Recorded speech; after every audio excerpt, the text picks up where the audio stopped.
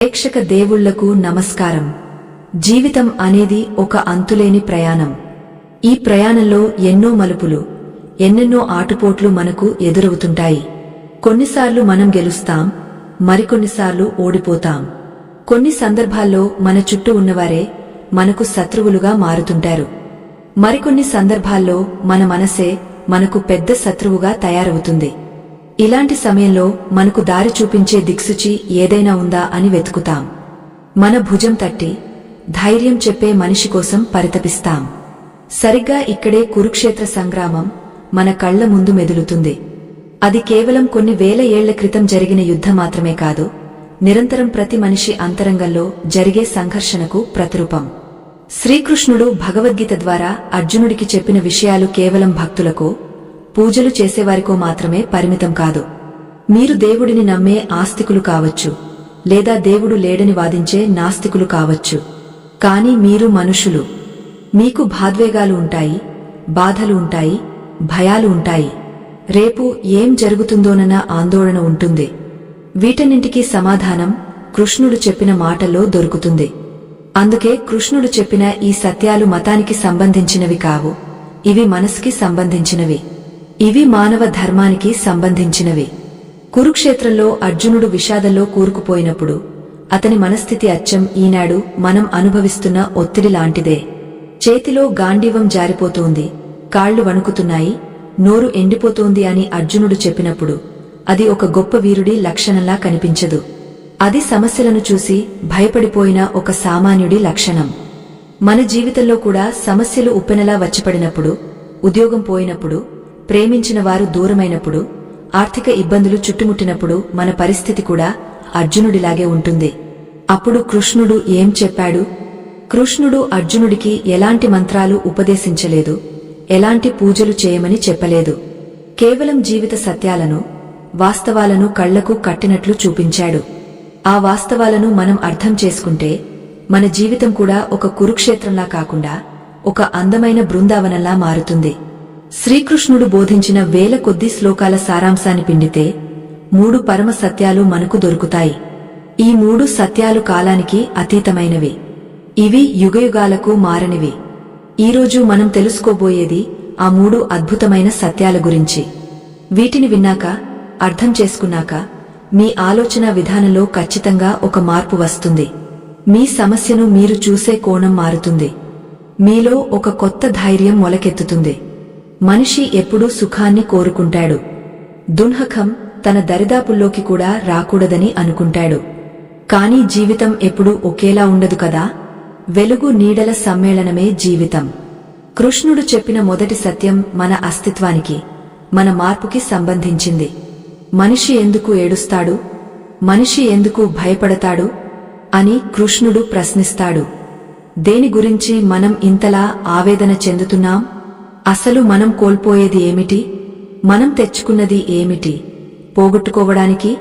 ఈ ప్రశ్నలు చాలా సరళంగా అనిపించవచ్చు, కాని వీటిలో దాగి ఉన్న అర్థం మహా సముద్రమంత లోతైనది. మనమందరం పుట్టుకను సంబరంగా జరుపుకుంటాం, మరణాన్ని చూసి భయపడతాం. కాని కృష్ణుడు ఒక చిరునవ్వుతో అంటాడు, పుట్టినవానికి మరణం తప్పదు, మరణించిన వానికి జననం తప్పదు అని. ఇది సృష్టి ధర్మం. దీనిని ఎవరూ తప్పించలేరు. ఒకవేళ మీరు దేవుడిని నమ్మకపోతే దీనిని విజ్ఞాన శాస్త్రం పరంగా చూడండి. శక్తిని ఎవరూ సృష్టించలేరు, అలాగే నాశనం కూడా చేయలేరు. శక్తి ఒక రూపం నుంచి మరొక రూపంలోకి మారుతుంది. మన శరీరం పంచభూతాలతో నిర్మితమైంది. మట్టి, నీరు, నిప్పు, గాలి, ఆకాశం అనే 5 అంశాల కలయికే ఈ శరీరం. మరణం అంటే ఈ 5 అంశాలు తిరిగి వాటి మూలాల్లోకి వెళ్లిపోవడమే తప్ప అక్కడ పూర్తిగా నాశనం అనేది ఏదీ లేదు. అర్జునుడు తన తాతలు, గురువులు, బంధువులు చనిపోతారని బాధపడుతున్నప్పుడు కృష్ణుడు అతనికి ఆత్మతత్వాన్ని బోధించాడు. ఆత్మను ఆయుధాలు ఖండించలేవు, అగ్ని దహించలేదు, నీరు తడపలేదు, గాలి ఆర్పలేదు అని చెప్పాడు. అంటే మనలోని చైతన్యం ఎప్పటికీ శాశ్వతమైనది. మనం వేసుకునే దుస్తులు పాతబడితే వాటిని విడిచిపెట్టి కొత్త దుస్తులు ఎలా వేసుకుంటామో, అలాగే ఆత్మ కూడా శిథిలమైన శరీరాన్ని వదిలి కొత్త శరీరాన్ని ధరిస్తుంది. ఈ మాటలు వినడానికి చాలా వేదాంతంలా అనిపించవచ్చు, కాని దీనిని మన నిత్య జీవితానికి అన్వయించుకుంటే మనకు కలిగే చాలా బాధలకు ఔషధం దొరుకుతుంది. మనం దేనినైతే శాశ్వతం అనుకుంటామో అది మారినప్పుడు మనం తట్టుకోలేకపోతాము. ఉదాహరణకు మన యవ్వనం. అందరూ ఎప్పటికీ యవ్వనంగా అందంగా ఉండాలని కోరుకుంటారు. కాని కాలం గడిచే కొద్దీ శరీరం మారుతుంది, ముసలితనం వస్తుంది. దీనిని చూసి బాధపడటం అవివేకం.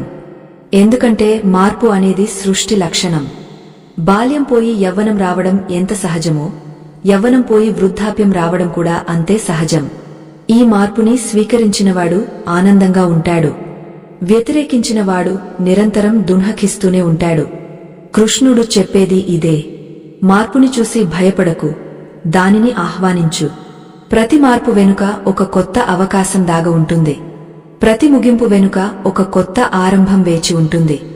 ఈ అద్భుతమైన జీవన సత్యాలను ఆ కృష్ణ పరమాత్ముడి అంతరంగాన్ని 10 మందికి పంచాలనే మా ఈ చిరు ప్రయత్నానికి మీ ప్రోత్సాహం ఎంతో అవసరం. మీరు చేసే ఒక చిన్న లైక్ ఈ మంచి విషయాన్ని ఎంతో మందికి చేరవేస్తుంది.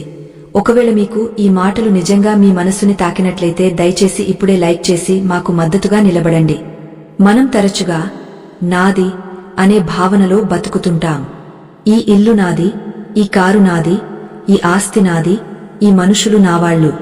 ఈ నాది అనే మమకారమే మనిషి దున్హకానికి మూలకారణం. కృష్ణుడు అడుగుతాడు, నీవు ఏది పోగొట్టుకున్నావని ఏడుస్తున్నావు? నువ్వు పుట్టినప్పుడు ఏమి తెచ్చావు ఇప్పుడు పోగొట్టుకోవడానికి? నువ్వు ఏమి సృష్టించావు అది నాశనమైందని బాధపడటానికి? అని. మనం ఖాళీ చేతులతో వచ్చాం, ఖాళీ చేతులతోనే వెళ్తాం. మధ్యలో మనకు దొరికినవన్నీ ఇక్కడి నుంచి సేకరించినవే. ఈ ప్రకృతి మనకు కావలసినవన్నీ ఇచ్చింది. తిరిగా ఈ ప్రకృతికే అవన్నీ చెందుతాయి. ఈ రోజు నీదైనది, నిన్న మరొకరిది, రేపు ఇంకొకరిది అవుతుంది. ఇది అర్థం చేసుకుంటే మనసులో ఉన్న భారం దిగిపోతుంది.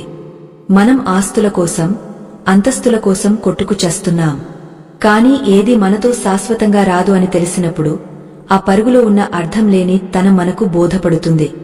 దీని అర్థం మనం కష్టపడకూడదని కాదు, సంపాదించకూడదని కాదు. సంపాదించాలి, అనుభవించాలి, కాని వాటిపై మమకారం పెంచుకోకూడదు. అవి లేకపోతే బతకలేము అనే స్థితికి వెళ్లకూడదు. రైలు ప్రయాణంలో పరిచయమైన తోటి ప్రయాణికుడితో ఎంత ఆప్యాయంగా మాట్లాడతామో గమ్యం రాగానే అంతే సహజంగా వీడ్కోలు చెప్పి దిగిపోతాం. జీవితం కూడా అంతే. అందరూ మన ప్రయాణంలో తోడుగా వచ్చేవారే. ఎవరి గమ్యం వచ్చినప్పుడు వారు దిగిపోతారు. దానిని చూసి మనం కృంగపోకూడదు.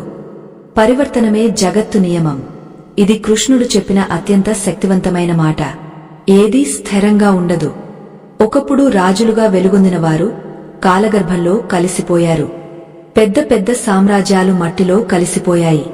అవేవి శాశ్వతం కానప్పుడు నీ చిన్న చిన్న కష్టాలు, నీ ఓటములు, నీ బాధలు శాశ్వతం ఎలా అవుతాయి?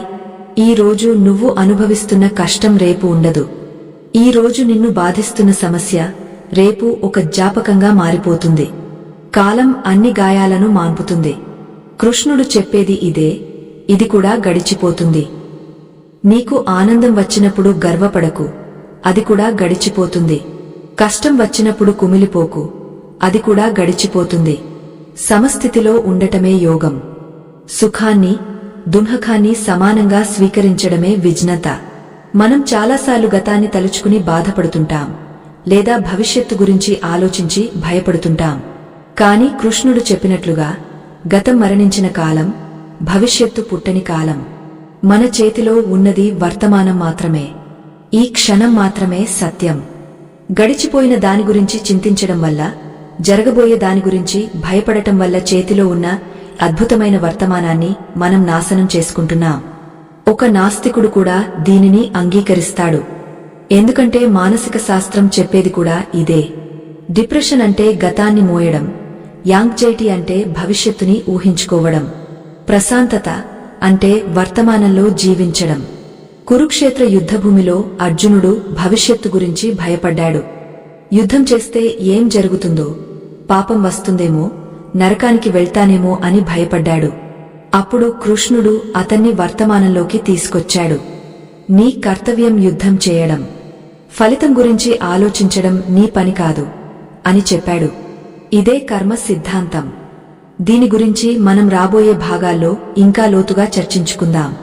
కానీ ఇప్పుడు మనం అర్థం చేసుకోవాల్సింది మార్పుని అంగీకరించడం గురించి. మనం మారడానికి ఇష్టపడం. పాత అలవాట్లు, పాత నమ్మకాలు, పాత బంధాలు, వీటిని వదిలించుకోవడానికి మనసు అంగీకరించదు. నీరు ప్రవహిస్తేనే స్వచ్ఛంగా ఉంటుంది. ఒకే చోట నిలిచిపోతే మురిగిపోతుంది. మనిషి జీవితం కూడా అంతే. ప్రవహిస్తూ ఉండాలి, మారుతూ ఉండాలి. ఒక చిన్న ఉదాహరణ తీసుకుందాం. ఒక చెట్టు ఆకులను రాల్చుతుంది. అది చూసి చెట్టు బాధపడదు. ఎందుకంటే పాత ఆకులు రాలితేనే కొత్త చిగురు వస్తుందని దానికి తెలుసు. అలాగే మన జీవితంలో నుంచి కొన్ని విషయాలు వెళ్లిపోతున్నాయంటే కొత్తవి రాబోతున్నాయని అర్థం. అది ఉద్యోగం కావచ్చు, బంధం కావచ్చు, లేదా మరేదైనా కావచ్చు. పోయే దాని గురించి ఏడవకు, వచ్చే దానిని ఆహ్వానించు. శ్రీకృష్ణుడు తన జీవితం ద్వారా ఇదే చూపించాడు. ఆయన పుట్టింది కారాగారంలో, పెరిగింది రేపల్లెలో, పాలించింది ద్వారకలో. ఎక్కడా స్థిరంగా లేడు. రేపల్లెలో ఉన్నంతకాలం అక్కడి వారిని ప్రేమించాడు. కాని అక్కడి నుంచి వెళ్లవలసి వచ్చినప్పుడు వెనక్కి తిరిగి చూడలేదు. ద్వారకను బంగారు మయంగా మార్చాడు. కాని చివరికి అది సముద్రంలో మునిగిపోతుంటే నిస్సంగంగా చూస్తూ ఉండిపోయాడు. దేనికి అతుక్కుపోలేదు. తామరాకు మీద నీటిబొట్టులా జీవించాడు. మనం కూడా అలా జీవించగలమా? కష్టమే, కాని అసాధ్యం కాదు. సాధన చేస్తే సాధ్యమే. కృష్ణుడు చెప్పిన ఈ మొదటి సత్యం మనకు నేర్పేది అదే. నిమిత్తమాత్రంగా ఉండు అని. అంటే నువ్వు కేవలం ఒక పాత్రధారివి మాత్రమే. కథ రాసేది, నడిపించేది ఆ ప్రకృతి లేదా ఆ పరమాత్మ. నీ పాత్రను నువ్వు అద్భుతంగా పోషించు. చప్పట్లు కొడతారా, రాళ్లు విసురుతారా అనేది ప్రేక్షకులకు వదిలేయి. నీ ప్రమేయం లేకుండా జరిగే వాటి గురించి నువ్వు బాధ్యత వహించాల్సిన పనిలేదు. నీ చేతిలో ఉన్నది నీ ప్రయత్నం మాత్రమే. చాలామంది అనుకుంటారు దేవుడిని నమ్మితే కష్టాలు రావని. కాని కృష్ణుడు ఎక్కడా అలా చెప్పలేదు. నన్ను నమ్ముకున్నవాడికి కష్టాలు రావు అని గీతలో ఎక్కడా లేదు. కాని నన్ను నమ్ముకున్నవాడికి ఆ కష్టాలను ఎదుర్కొనే ధైర్యం నేను ఇస్తాను అని చెప్పాడు. పాండవులు కృష్ణుడిని నమ్ముకున్నారు. అయినా వారికి అడవిలో కష్టాలు తప్పలేదు, అజ్ఞాతవాసంలో అవమానాలు తప్పలేదు. కాని వాటన్నింటినీ తట్టుకుని నిలబడే శక్తిని కృష్ణుడు వారికి ఇచ్చాడు. అదే ఆస్తికుడికి ఉండే బలం. ఇక నాస్తికుడి విషయానికి వస్తే తనమీద తనకున్న నమ్మకమే తన బలం. ఆ నమ్మకం సడలకుండా ఉండాలంటే వాస్తవాలను అంగీకరించాలి. జీవితం పూలపాన్పు కాదు అని తెలుసుకోవాలి. శ్రీకృష్ణుడు ప్రేమ స్వరూపుడు. ఆయన మాటల్లో కాఠిన్యమున్నా అందులో అపారమైన ప్రేమ ఉంటుంది. ఒక తల్లి బిడ్డకు చేదు మందు వేసినట్లు కృష్ణుడు అర్జునుడికి కఠినమైన సత్యాలు చెప్పాడు. ఎందుకంటే ఆ సత్యాలు మాత్రమే అర్జునుడిని ఆ విషాదం నుంచి బయటపడేయగలవు. క్లైబ్యం మా స్మ గమః పార్థ అని హెచ్చరిస్తాడు కృష్ణుడు.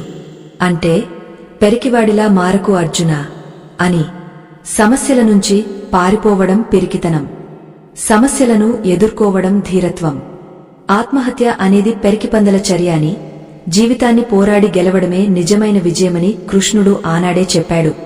మనలో చాలామంది చిన్న చిన్న సమస్యలకే కృంగపోతుంటారు, ఆత్మవిశ్వాసం కోల్పోతుంటారు. అలాంటి వారికి కృష్ణుడి సందేశం ఒక సంజీవని లాంటిది. నువ్వు శరీరం కాదు, నువ్వు ఆత్మవి. నిన్ను ఎవరూ చంపలేరు, నిన్ను ఎవరూ ఓడించలేరు. ఓటమి అనేది నీ మనసులో పుట్టే ఒక భావన మాత్రమే. నువ్వు ఓడిపోయావు అని నువ్వు ఒప్పుకునేంత వరకు నిన్ను ఎవరూ ఓడించలేరు. ఎంత గొప్ప మాట ఇది! ఈ ఒక్క మాట చాలు కదా మనలో నిద్రపోతున్న సింహాన్ని నిలబెట్టడానికి. మనం అనవసరమైన విషయాలకు భయపడుతున్నాం అని అర్థమవుతుంది కదా. ఈ అద్భుతమైన జ్ఞానాన్ని, ఈ స్ఫూర్తిని మనతో పాటు ఇంకా ఎంతోమందికి పంచాలని మా తపన. మీకు గనక ఈ విషయాలు ఉపయోగకరంగా అనిపిస్తే మన సంస్కృతిలోని ఈ గొప్పతనాన్ని నలుగురికి తెలియజేయడానికి దయచేసి మా ఛానల్లో భాగస్వాములు కండి. మనమందరం కలిసి ఒక స్ఫూర్తిదాయకమైన సమాజాన్ని నిర్మించుకుందాం. ఇప్పుడు మరో కోణం నుంచి చూద్దాం. ఆత్మ శాశ్వతం అని నమ్మడం వల్ల మనకు కలిగే లాభమేమిటి? మనం మరణ భయాన్ని జయిస్తాం. మరణం అంటే ఒక ముగింపు కాదు, ఒక మార్పు మాత్రమే అని తెలిసినప్పుడు భయం ఎందుకు ఉంటుంది? భయం పోయినప్పుడు స్వేచ్ఛ వస్తుంది. ఆ స్వేచ్ఛతో మనం దేన్నైనా సాధించగలం.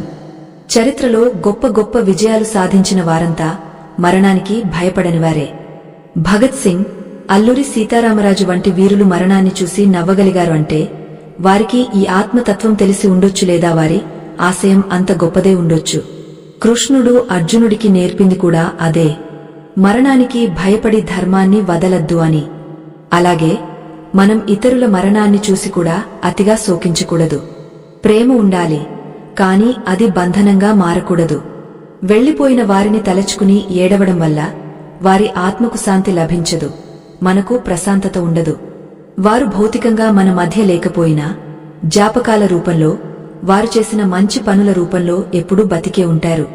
ఇది అర్థం చేసుకుంటే వియోగాన్ని భరించడం సులభం అవుతుంది. కృష్ణుడు చెప్పిన మరో ముఖ్యమైన విషయం సమత్వం.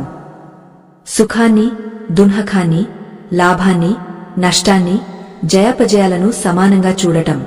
ఇది చెప్పడానికి సులభంగా ఉంటుంది, కాని ఆచరించడం చాలా కష్టం. మనకు లాటరీ తగిలితే ఎగిరి గంతేస్తాం, జేబులో డబ్బులు పోతే ఏడుస్తాం. మన మనసు ఊయలలాగా అటూ ఇటూ ఊగుతూ ఉంటుంది. ఇలా ఊగసలాడే మనసు ఎప్పుడూ ప్రశాంతంగా ఉండదు. స్థితప్రజ్ఞత గురించి కృష్ణుడు అద్భుతంగా వర్ణించాడు. తాబేలు తన అవయవాలను ఎలాగైతే లోపలికి ముడుచుకుంటుందో అలాగే జ్ఞాని తన ఇంద్రియాలను విషయ వాంఛల నుంచి వెనక్కి తీసుకుంటాడు అని చెప్పాడు. అంటే బయట ప్రపంచంలో ఏం జరుగుతున్నా తన అంతరంగంలో ప్రశాంతతను కోల్పోకుండా ఉంటాడు. సముద్రం నిండుగా ఉన్నా, నదులు వచ్చి చేరినా, ఎండకు ఆవిరి అయిపోయినా సముద్రం హద్దు దాటదు. అలాగే జ్ఞాని కూడా కోరికలు వచ్చినా పోయినా చలించకుండా ఉంటాడు. ఈ స్థితిని చేరుకోవడమే మన జీవిత లక్ష్యం కావాలి. ఇది ఒక్క రోజులో వచ్చేది కాదు. నిరంతర సాధన ద్వారా, మనసుని అదుపు చేసుకోవడం ద్వారా మాత్రమే ఇది సాధ్యమవుతుంది. కృష్ణుడు చెప్పిన ఈ మార్గం ముళ్ల బాట కాదు, అది మనల్ని మనం తెలుసుకునే పూలబాట. ఈ మొదటి భాగంలో మనం ప్రధానంగా చర్చించింది మార్పు గురించి, ఆత్మ శాశ్వతత్వం గురించి మరియు జీవితాన్ని ఒక సాక్షిలా చూడటం గురించి. ఇవి కేవలం సిద్ధాంతాలు కాదు, ఇవి జీవన నైపుణ్యాలు. వీటిని మన దైనందిన జీవితంలో అన్వయించుకుంటే ఒత్తిడి తగ్గుతుంది, ఆనందం పెరుగుతుంది. మీలో ఉన్న అనంతమైన శక్తి మీకు తెలుస్తుంది. మీరు సామాన్యులు కాదు, ఆ పరమాత్మ అంశ మీలో ఉంది. ఆ శక్తిని గుర్తించండి. అనవసరమైన ఆందోళనలను వదిలేయండి. జరిగిపోయిన దాని గురించి చింతవద్దు, జరగబోయే దాని గురించి భయం వద్దు. ఈ క్షణాన్ని ఆస్వాదించండి. మీ కర్తవ్యాన్ని చిత్తశుద్ధితో నిర్వర్తించండి. కృష్ణుడు ఇంకా అర్జునుడికి చెప్పిన అద్భుతమైన విషయాలు ఎన్నో ఉన్నాయి. కర్మ అంటే ఏమిటి? మనం చేసే పనికి, వచ్చే ఫలితానికి మధ్య ఉన్న సంబంధమేమిటి? కోరికలను ఎలా జయించాలి? నిజమైన భక్తి అంటే ఏమిటి? జ్ఞానం అంటే ఏమిటి? ఇలాంటి ఎన్నో ఆసక్తికరమైన, లోతైన విషయాలను మనం రాబోయే భాగాల్లో తెలుసుకోబోతున్నాం. ముఖ్యంగా కర్మణ్యేవాధికారస్తే అనే శ్లోకం వెనుక ఉన్న అసలు అర్థం తెలిస్తే మీరు ఆశ్చర్యపోతారు. అది కేవలం పని చేయడం గురించి మాత్రమే కాదు, అది పనిని ఎలా ఆస్వాదించాలో నేర్పే ఒక అద్భుతమైన టెక్నిక్. ఇంకా కృష్ణుడు చెప్పిన రెండో సత్యం మన విజయానికి, మన కెరీర్కు, మన వ్యక్తిత్వ వికాసానికి ఎలా ఉపయోగపడుతుందో మనం వివరంగా చర్చించుకుందాం. ఆ రెండో సత్యం మీ జీవితాన్ని సమూలంగా మార్చేయగలదు. అసలు పని ఒత్తిడి లేకుండా ఎలా పని చేయాలి? ఫలితం గురించి ఆలోచించకుండా పని చేయడం ఎలా సాధ్యం? వంటి అనేక సందేహాలకు రాబోయే భాగం సమాధానం ఇస్తుంది. ఈ ప్రయాణం ఇప్పుడే మొదలైంది. ఇంకా ఎంతో దూరం వెళ్ళాలి, ఎన్నో విషయాలు తెలుసుకోవాలి. మనం తరచుగా వినే మాట కర్మ. దీనిని చాలామంది తప్పుగా అర్థం చేసుకుంటారు. కర్మ అంటే ఏదో జరిగిపోయిన దానికి, మన తలరాతకు సంబంధించిన విషయమని లేదా పూర్వజన్మ పాపమని అనుకుంటారు. కాని శ్రీకృష్ణుడు చెప్పిన కర్మయోగం దానికి పూర్తి భిన్నమైనదే. కర్మ అంటే పని. కర్మ అంటే చర్య.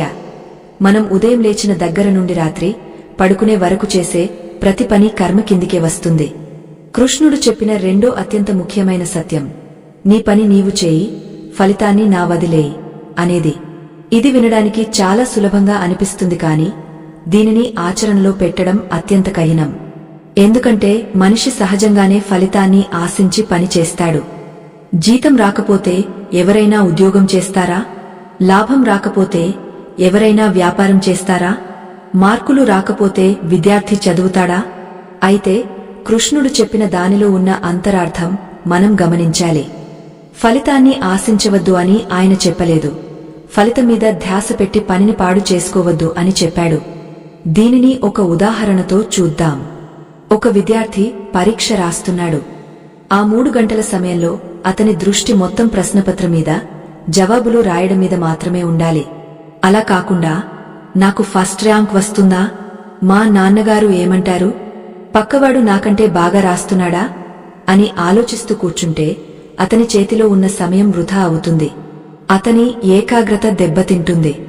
ఫలితం మీద ఉన్న అతిగా ఉన్న ఆశ లేదా భయం అతడు చేయవలసిన పనిని సక్రమంగా చేయనీయదు. కృష్ణుడు చెప్పేది ఇదే. నీ చేతిలో ఉన్నది వర్తమానంలోని పని మాత్రమే. భవిష్యత్తులోని ఫలితం నీ చేతిలో లేదు. నీ చేతిలో లేని దాని గురించి ఆలోచించి నీ చేతిలో ఉన్నదాన్ని ఎందుకు పాడు చేసుకుంటావు? మనం గమనిస్తే మన జీవితంలో సగం ఒత్తిడి ఈ ఫలితం గురించిన ఆందోళన వల్లే వస్తుంది. ఇంటర్వ్యూకి వెళ్లేటప్పుడు ఉద్యోగం వస్తుందో రాదో అని భయపడటం, వ్యాపారం మొదలు పెట్టేటప్పుడు నష్టం వస్తుందేమో అని వణికిపోవడం. ఈ భయం మన నైపుణ్యాన్ని సగానికి తగ్గించేస్తుంది. ఎప్పుడైతే మనం ఫలితాన్ని పక్కన పెట్టి పనిని ప్రేమించి చేస్తామో అప్పుడు ఆ పని ఒక అద్భుతమైన కళగా మారుతుంది. అప్పుడు విజయం దానంతటా అదే మనల్ని వెతుక్కుంటూ వస్తుంది. కృష్ణుడు అర్జునుడికి చెప్పింది కూడా ఇదే. యుద్ధం గెలుస్తానో లేదో అని చూడకు. ఒక వీరుడిగా యుద్ధం చేయడం నీ ధర్మం. నీ బాణాన్ని గురిచూసి వదులు. అది తగులుతుందా లేదా అనేది గాలి వాటమీద, అవతలివాడి నైపుణ్యం మీద కూడా ఆధారపడి ఉంటుంది. అది నీ ఆధీనంలో లేదు అని బోధించాడు. ఈ రోజుల్లో మనం చూస్తున్న కార్పొరేట్ ప్రపంచంలో టార్గెట్స్ అనేవి చాలా సర్వసాధారణం.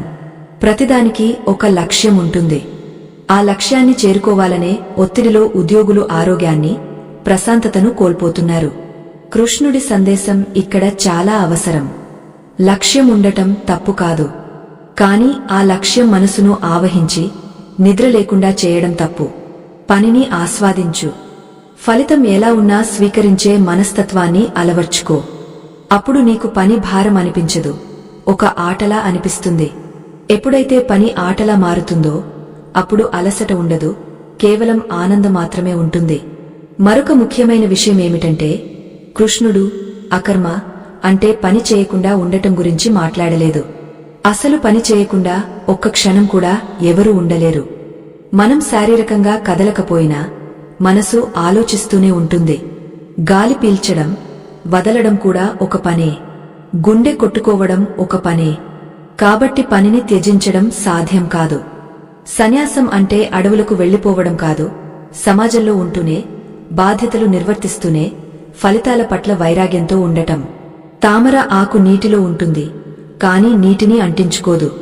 అలాగే మనం కూడా ప్రపంచంలో ఉండాలి, పనులు చేయాలి, కాని ఆ పనుల తాలూకు బంధాల్లో చిక్కుకోకూడదు. ఈ విధమైన జీవన విధానం మనకు ఎంతో మానసిక ప్రశాంతతను ఇస్తుంది.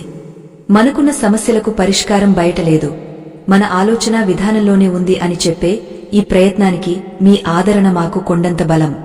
ఈ మంచి మాటలు మీకు నచ్చితే దయచేసి లైక్ చేయడం ద్వారా మీ మద్దతును మాకు తెలియజేయండి. అది మాకు ఎంతో సంతోషాన్ని ఇస్తుంది. అర్జునుడు యుద్ధం చేయను అని చతికిలపడినప్పుడు కృష్ణుడు అతన్ని కఠినంగా మందలించాడు. నీ స్వభావం నిన్ను యుద్ధం వైపు లాగుతుంది. నువ్వు ఇప్పుడు వద్దు అన్నా నీలోని క్షత్రియ రక్తం నిన్ను ఊరుకోనియదు. కాబట్టి తెలివిగా ప్రవర్తించు. నా కోసం, ధర్మం కోసం యుద్ధం చేస్తున్నాను అని భావించు. అప్పుడు ఆ యుద్ధంలో జరిగే హింస తాలూకు పాపం నీకు అంటదు అని చెప్పాడు. దీనిని మనం మన జీవితానికి అన్వయించుకుంటే మనం చేసే పనిని దైవార్పణగా భావించాలి. నేను చేస్తున్నాను అనే కర్తృత్వ భావన వద్దు. ఆ భావన ఉంటేనే అహంకారం వస్తుంది. విజయం వస్తే గర్వం, అపజయం వస్తే కుంగుబాటు కలుగుతాయి.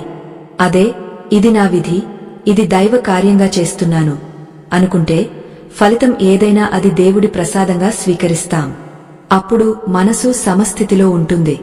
చాలామందికి సందేహం వస్తుంది. ఫలితం ఆశించకుండా పనిచేస్తే మనకు ప్రేరణ ఎక్కడి నుంచి వస్తుంది అని. నిజమైన ప్రేరణ పనిలోనే ఉండాలి. ఒక చిత్రకారుడు బొమ్మ గీస్తున్నప్పుడు ఆ బొమ్మ ఎంత అద్భుతంగా వస్తుంది అనే దానిమీద ఉన్న శ్రద్ధ, ఆ బొమ్మను అమ్మితే ఎంత డబ్బు వస్తుంది అనే దానిమీద ఉండదు. అతను ఆ రంగుల్లో, ఆ గీతల్లో లీనమైపోతాడు. అదే నిజమైన యోగం. కృష్ణుడు చెప్పినట్లు యోగః కర్మసు కౌశలం అంటే పనిని నేర్పుగా చేయడమే యోగం. ఏ పనినైతే మనం పూర్తి ఏకాగ్రతతో, ఇష్టంతో చేస్తామో అది యోగంగా మారుతుంది.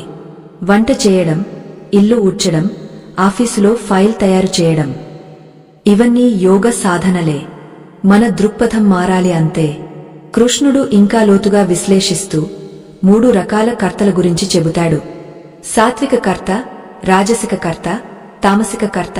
సాత్విక కర్త అంటే పనిమీద మమకారం లేకుండా, ఫలితం గురించి చింతించకుండా, ఉత్సాహంతో, ధైర్యంతో పని చేసేవాడు. విజయం వచ్చినా రాకపోయినా ఒకేలా ఉండేవాడు. రాజసిక కర్త అంటే కీర్తిని, లాభాన్ని ఆశించి, చాలా ఆడంబరంతో, కష్టపడి, ఇతరులకు ఇబ్బంది కలిగించేలా పనిచేసేవాడు. తామసిక కర్త అంటే ఏ పనిని సరిగా చేయకుండా, బద్ధకంతో, వాయిదాలు వేస్తూ, ఇతరులను నిందిస్తూ కాలం గడిపేవాడు. మనం ఏ రకమైన కర్తలం అనేది మనల్ని మనం ప్రశ్నించుకోవాలి. ఖచ్చితంగా మనందరం సాత్విక కర్తలుగా మారడానికి ప్రయత్నించాలి. అప్పుడే జీవితంలో నిజమైన తృప్తి లభిస్తుంది. అహంకారం అనేది మనిషికి అతి పెద్ద శత్రువు. నేను చేశాను, నేను సాధించాను అనే భావన మనిషిని పతనం వైపు నడిపిస్తుంది. కురుక్షేత్ర యుద్ధానికి ముఖ్య కారణం కూడా ఈ అహంకారమే. దుర్యోధనుడు తనది కాని రాజ్యం కోసం, తన గొప్పతనం కోసం యుద్ధానికి దిగాడు.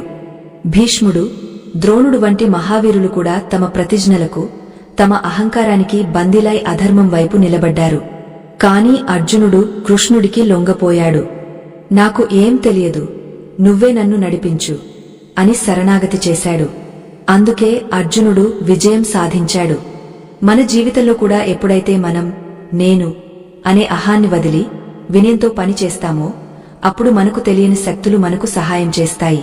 శ్రీకృష్ణుడు చెప్పిన ఈ కర్మ సిద్ధాంతం కేవలం హిందువులకు మాత్రమే కాదు, ప్రపంచంలో ఉన్న ప్రతి మనిషికి వర్తిస్తుంది. ఒక శాస్త్రవేత్త ప్రయోగం చేసేటప్పుడు ఫలితం గురించి భయపడితే కొత్త ఆవిష్కరణలు చేయలేడు. ఒక క్రీడాకారుడు మైదానంలో ఆడుతున్నప్పుడు పతకం గురించి ఆలోచిస్తే ఆటమీద పట్టు కోల్పోతాడు. ఈ సత్యం సార్వజనీనం. పని చేయడంలోనే నీకు అధికారముంది, ఫలితం మీద లేదు. ఈ ఒక్క వాక్యం మన జీవితాన్ని ఎంతగానో ప్రభావితం చేస్తుంది. దీనిని అర్థం చేసుకుంటే మనలోని అనవసరమైన పోటీ తత్వం పోతుంది. పక్కవాడితో పోల్చుకోవడం మానేస్తాం.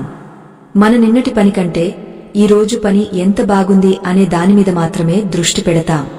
కర్మ సిద్ధాంతంలో మరో ముఖ్యమైన కోణం ఉంది. మనం చేసే ప్రతి పనికి ఒక ప్రతిచర్య ఉంటుంది.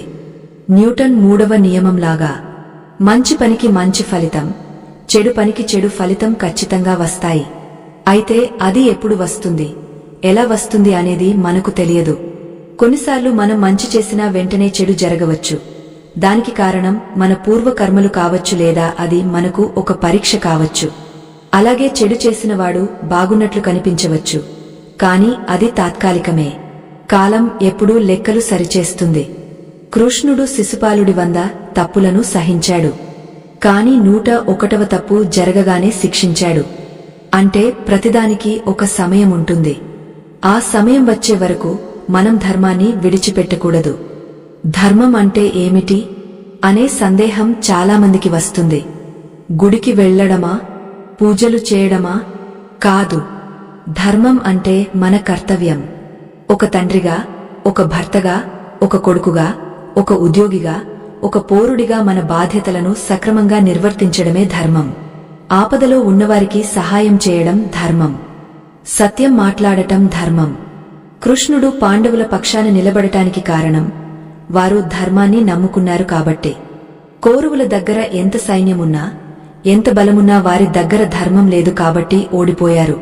ఈ రోజుల్లో ధర్మం గురించి మాట్లాడితే ఎవరు వినరు అనుకుంటాం. కాని అంతిమ విజయం ధర్మానిదే. షార్ట్ కట్స్ ద్వారా వచ్చే విజయం ఎక్కువ కాలం నిలబడదు. కష్టపడి నిజాయితీగా సంపాదించినదే మనకు తృప్తిని, శాంతిని ఇస్తుంది. మనం ఈ ప్రయాణంలో ఎన్నో లోతైన విషయాలను చర్చిస్తున్నాం. ఇవి మీలో కొత్త ఆలోచనలను రేకెత్తిస్తున్నాయని ఆశిస్తున్నాం. ఇలాంటి మరిన్ని వీడియోల కోసం మా ఛానల్ సబ్స్క్రైబ్ చేసుకోవడం మర్చిపోకండి. ఎందుకంటే జ్ఞానం అనేది పంచుకుంటే పెరిగే సంపద. ఇప్పుడు మనం కృష్ణుడు చెప్పిన 3వ సత్యం వైపు అడుగులు వేద్దాం. మొదటి 2 సత్యాలు మన బుద్ధికి, మన చేతలకు సంబంధించినవి అయితే, ఈ 3వ సత్యం మన హృదయానికి సంబంధించింది. ఇది చాలా మధురమైనది. అదే భక్తి మరియు ప్రేమ.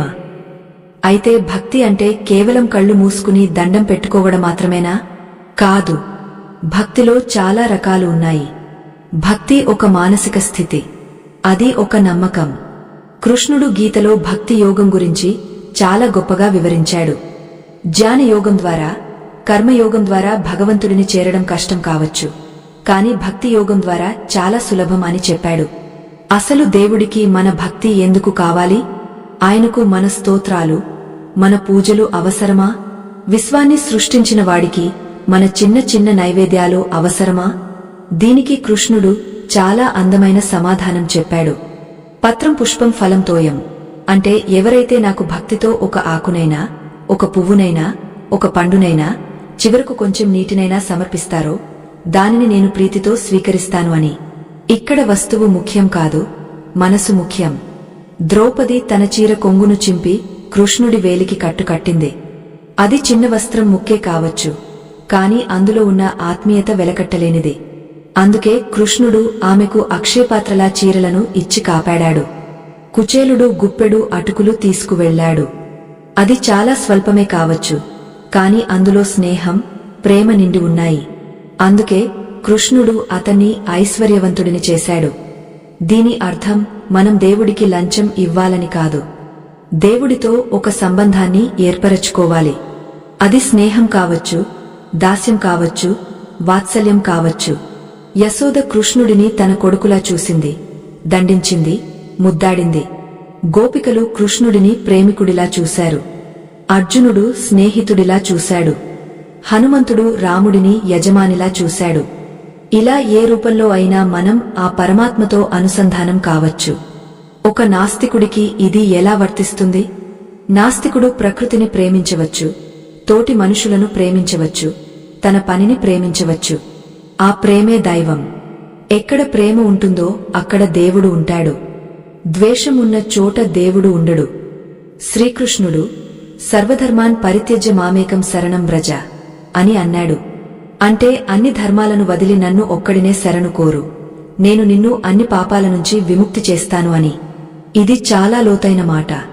మనం మన బుద్ధితో, మన తెలివితో అన్ని సమస్యలను పరిష్కరించలేము. కొన్నిసార్లు మనకు ఏ దారి కనిపించదు. అన్ని వైపుల నుంచి చీకటి కమ్ముకుంటుంది. అప్పుడు మన అహంకారాన్ని వదిలి, నా వల్ల కాదు, ఇక నీ ఇష్టం అని ఆ శక్తికి వదిలేయాలి. అప్పుడు మన భారం తేలికవుతుంది. దీనిని ప్రపత్తి అంటారు. అంటే సంపూర్ణ శరణాగతి. చిన్న పిల్లవాడు తల్లిని ఎంత నమ్ముతాడో మనం ఆ శక్తిని అంత నమ్మాలి. తల్లి చేతిలో ఉన్నప్పుడు పిల్లవాడు దేనికి భయపడడు. ఎందుకంటే అమ్మ చూసుకుంటుంది అనే నమ్మకం. మనకు కూడా ఆ నమ్మకముంటే జీవితంలో ఏ కష్టం వచ్చినా భయపడం. భక్తి అంటే బాధ్యతల నుంచి పారిపోవడం కాదు. కొంతమంది దేవుడి పూజ పేరుతో పనులు మానేస్తారు. అది తప్పు. కృష్ణుడు ఎప్పుడూ అలా చెప్పలేదు. పని చేస్తూనే మనసులో దేవుడిని స్మరించుకోమని చెప్పాడు. యుద్ధం చేస్తూనే నన్ను తలచుకో అని అర్జునుడికి చెప్పాడు. అంటే చేతులు పని చేయాలి, మనసు దైవంతో లగ్నం కావాలి. ఇది చాలా కష్టమైన విద్య, కాని సాధన చేస్తే సాధ్యమవుతుంది. దీనివల్ల మనసుకు ఏకాగ్రత పెరుగుతుంది. మనసులో అనవసరమైన ఆలోచనలు తగ్గుతాయి. ఒక ప్రశాంతమైన అలజడి లేని సముద్రంలా మనసు మారుతుంది. ఈ 3 సత్యాలు, ఆత్మ నిత్యత్వం, నిష్కామ కర్మ, అనన్య భక్తి, ఇవి 3 వేర్వేరు మార్గాలు కాదు. ఇవి ఒకదానితో ఒకటి ముడిపడి ఉన్న విషయాలు. ఆత్మజ్ఞానం ఉంటేనే కర్మను సరిగ్గా చేయగలం. కర్మను సరిగ్గా చేస్తేనే మనసు శుద్ధి అవుతుంది. మనసు శుద్ధి అయితేనే భక్తి కుదురుతుంది. ఈ 3 సమ్మేళనమే పరిపూర్ణ మానవుడు. భగవద్గీత చదవడం అంటే ఏదో పుణ్యం వస్తుందని కాదు. అది మనల్ని మనం సరిదిద్దుకోవడానికి, మన జీవితాన్ని ఒక క్రమ పద్ధతిలో పెట్టుకోవడానికి ఉపయోగపడే ఒక మాన్యువల్. మనం కొత్త వస్తువు కొన్నప్పుడు ఎలా వాడాలో పుస్తకం ఇస్తారు. అలాగే మనిషిగా పుట్టినందుకు ఈ జీవితాన్ని ఎలా గడపాలో చెప్పే పుస్తకమే భగవద్గీత. అయితే ఈ ప్రయాణంలో మనకు ఎదురయ్యే అతిపెద్ద అడ్డంకి మనసు. మనసు చాలా చంచలమైనది. అది గాలి లాంటిది. దానిని అదుపు చేయడం సాధ్యమా అని అర్జునుడు కూడా అడిగాడు. దానికి కృష్ణుడు చెప్పిన సమాధానం చాలా అద్భుతం. అభ్యాసం మరియు వైరాగ్యం ద్వారా మనసును అదుపు చేయవచ్చు అని చెప్పాడు. అంటే నిరంతర సాధన మరియు విషయ వాంఛల పట్ల ఆసక్తి తగ్గించుకోవడం. మనం ఒక విషయాన్ని పదే పదే మనసుకు చెబితే అది వింటుంది. మొదట్లో మొండికేసినా క్రమంగా దారిలోకి వస్తుంది.